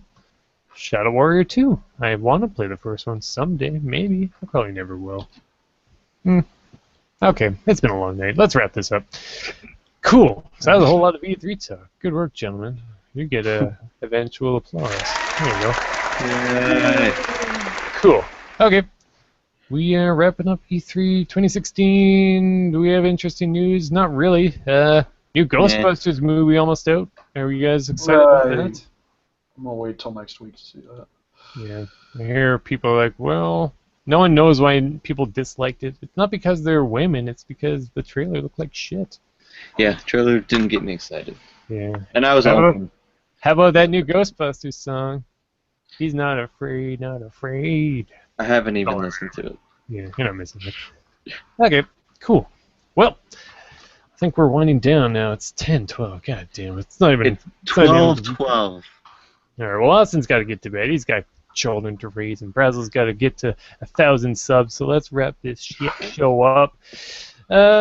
We will give a chance for everyone to discuss real quick what they're looking forward to coming out in the world next, and then we'll give everyone a chance to pimp out their YouTubes, their Twitters, and whatnot, and that'll be it. I'll start this one off. I'm looking forward to, well, as I mentioned before, maybe eventually buying a PS4. They're so expensive. Now I put here, for whatever reason, possible trip to Japan. Now I was talking with previous guest AC Yoshimura, who is actually married to a Japanese waifu, and they were going to Japan this winter time. And I was like, dude, you should bring me with you because I don't know what to do if I ever went there. And he's like, yeah, well, maybe we could set that up. So we haven't talked yet, but who knows? That would be cool. That would be cool. I could go to Japan with AC and his waifu, and then I'd have a place to stay, and then we could like buy stuff and like look at stuff. He has like life-size Monster Hunter like displays. That's super cool. Life-size Gundam, life-size Evangelion. Oh yeah. Gundam. Damn. I don't know if I could ever save up that much. It's like half a year away. I don't know. Anyways, new KOF, that's on PS4 as well. It still looks really cool. Looking forward to that. And of course, Monster Hunter comes out tomorrow, which I guess I'll probably buy because tomorrow's payday. Monster Hunter. Austin. Yeah. What are you looking forward to? Looking forward to... There's a game called Abzu coming out. It's like an underwater journey looking game. That looks fun. I remember that. That was in E3 last year, wasn't it? Yes. Mm-hmm. Yes, I'm pretty sure it was. So I'm looking forward to playing that. I'm looking forward to hopefully finding a house to move into. Like, Oh, yeah. That's a pain in the ass, man. yeah. What are the costs like over there? We're looking for like $100,000 house for like 3 bedrooms. Nice. And I don't know if you guys know about BC's housing costs, but you'd be lucky to find anything under $1 million there. Fuck. and then I'm taking classes for coding, so I'm kind of like hoping I can make some type of game by the end of this year, like some really dumb little thing. Yeah. It's like a frog, and he's got to jump on the lily pads. Go, frog, go! Yeah, I'd make those if I knew how to too. That'd be fun. If I can find a house, I'm hoping like I'll kind of have a better space to just like make stuff more often and kind of get back into making YouTube stuff and doing all that because I miss it. It's easy to put off YouTube. Brasel's got that hype for YouTube, so good on you, Brasel, for your effort and your editing skills and your graphics. I sees it. I know the work. I don't want to put it in myself, but GG on you nonetheless. But yeah, that's it for me. Good stuff. Brasel, what are you looking forward to? I'm not really looking forward to many games right now. Just games in general. I have a hard time finding stuff that I'm excited about unless it's like some series I've played for years and years and years. Like going back to my childhood or something. But I am excited about the Missouri Gaming Convention next month. Cool. A bunch of the guys from Gaming Rebellion are going to be there. So I'm actually going to meet Zach and Derek and Nate, and we're going to have a grand old time. Nice. I'm going to stay at my house and play a lot of video games. Mm-hmm. Okay, I'll see in the chat. Demands to know what your Twitter names are, and we will definitely get to that in a moment. All right. Yeah, I've been hearing a lot of discussion about Ontario, like game swaps and game exchanges. Yeah. I've been to Ontario many, many years ago. Yeah, talk about needing time to listen to podcasts. It sounds like people are doing a lot of driving in Ontario. Yeah. Several hour-long trips. Cool. Alrighty. Good. That sounds about it for everyone's looking forwards. Missouri Game Convention. Is that mostly like retro games and like buying and selling? Yeah. It'll be panels and all that. Yeah, I think they're going to have some contests there. They're going to be doing something with. They actually have the Nintendo World Championship 1991 winner. He is going to be there.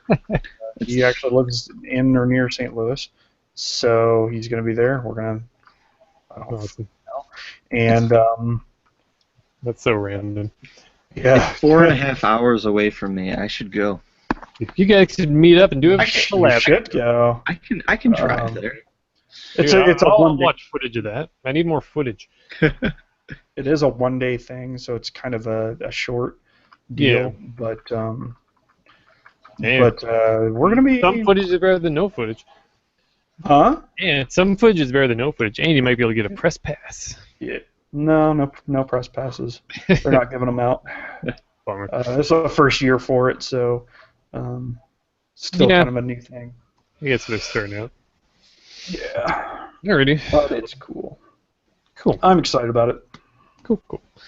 Alright, and as Aussie demands, if you gentlemen once again like to pimp out your YouTubes, your gaming rebellions, and your average Joes and your invisible games, etc., Austin, you can start us off on that.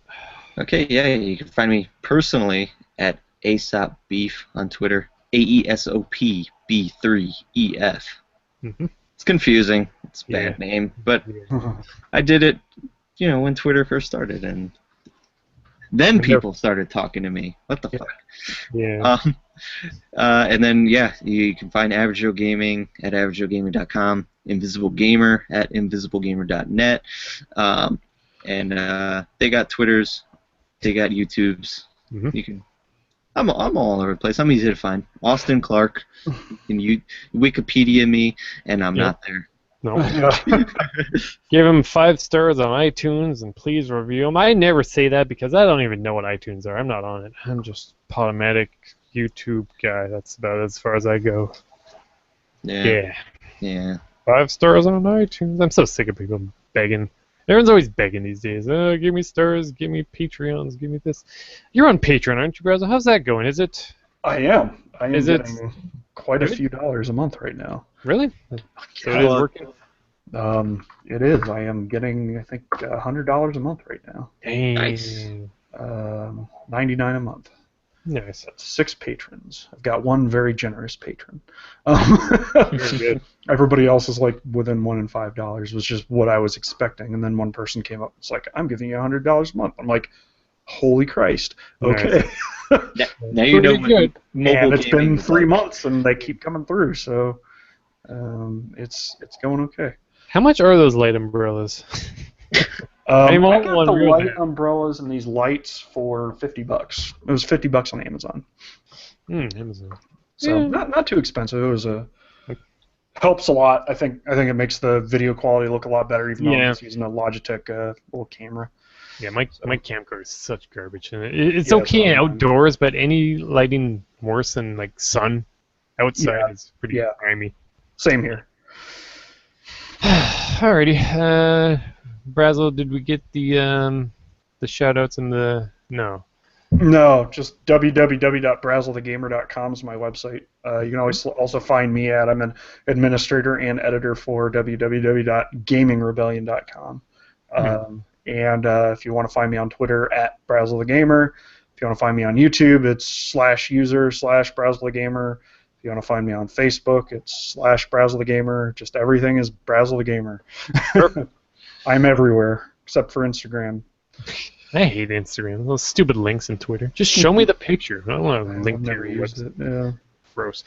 Alright, cool. And of course, I am Steven. Everyone, thank you for listening to this latest episode of the CAPMAX HYPECAST. If you want to find me on Twitter, I am at Steven Eider. That's Steven with the V, E-I-D-H-E-R. You can check out my YouTube channel where you can watch these podcasts raw and live and be in the chat. Otherwise, you can listen to it on Podomatic. So that's a CAPMAX Gaming on YouTube. CAPMAX_gaming, all one word, on Twitch. I was actually streaming Shovel Knight the other day. Cool. And is that it? YouTube, CAPMAX Gaming, Podomatic, of course. You can find these hypecasts edited with extra music and such. Listen to them sooner than later because I do not have a Patreon and I do not have $100 coming in a month, so I am not paying for any bandwidth on any podcast site because none of them are free like YouTube. Which is, well, actually why I started doing the live streaming, because at least it's always going to be there. Cool. All right. I think we're done. Woo! Gentlemen, thank you for being here tonight. Happy to be here. Cool. It's been good fun. chatting with you, Austin, after many moons, and good chatting with you, Brasel, for the first time. Good stuff. This episode is actually going to be based on retro toys, but I was like, well, yeah, E3 happened. I guess we should talk about that. Brasel said he did want to be on a retro toy episode where we will discuss Unicron in greater detail and other characters as well. So you still want to be... Yeah. Cool. I'll have to bring up all my... I've got like most of my like Ninja Turtles and Star Wars and Ghostbusters still, and they're all in the basement, and I should bring some choice. I should bring some choice. Yeah. Show and items tell. up. Man. Yep. Give the live viewers a show. Yeah. Yeah, I'm gonna after we're done here, I'm gonna fill around with this Unicron more, see what fun poses. His legs, I'm a bit worried they're a bit loose, but yeah, whatever. Cool. All right, that's it. We're done. Bye, everybody. Thanks for listening. Bye, Brasel. See you next time for some retro toy talk. Bye. Bye. Please enjoy this music. And we're done. Boom, chicka, chicka, boom, boom, boom. Who dat? Who dat? I am going to go to bed. Me too. All right, gentlemen. Thanks for sticking around. I know time zones and all, but yeah, good chatting, and I'll see you all on the Twitters. All For right. sure. And goodbye to everyone that's still watching live. We'll see you next time. See ya. Bye-bye. Bye, guys.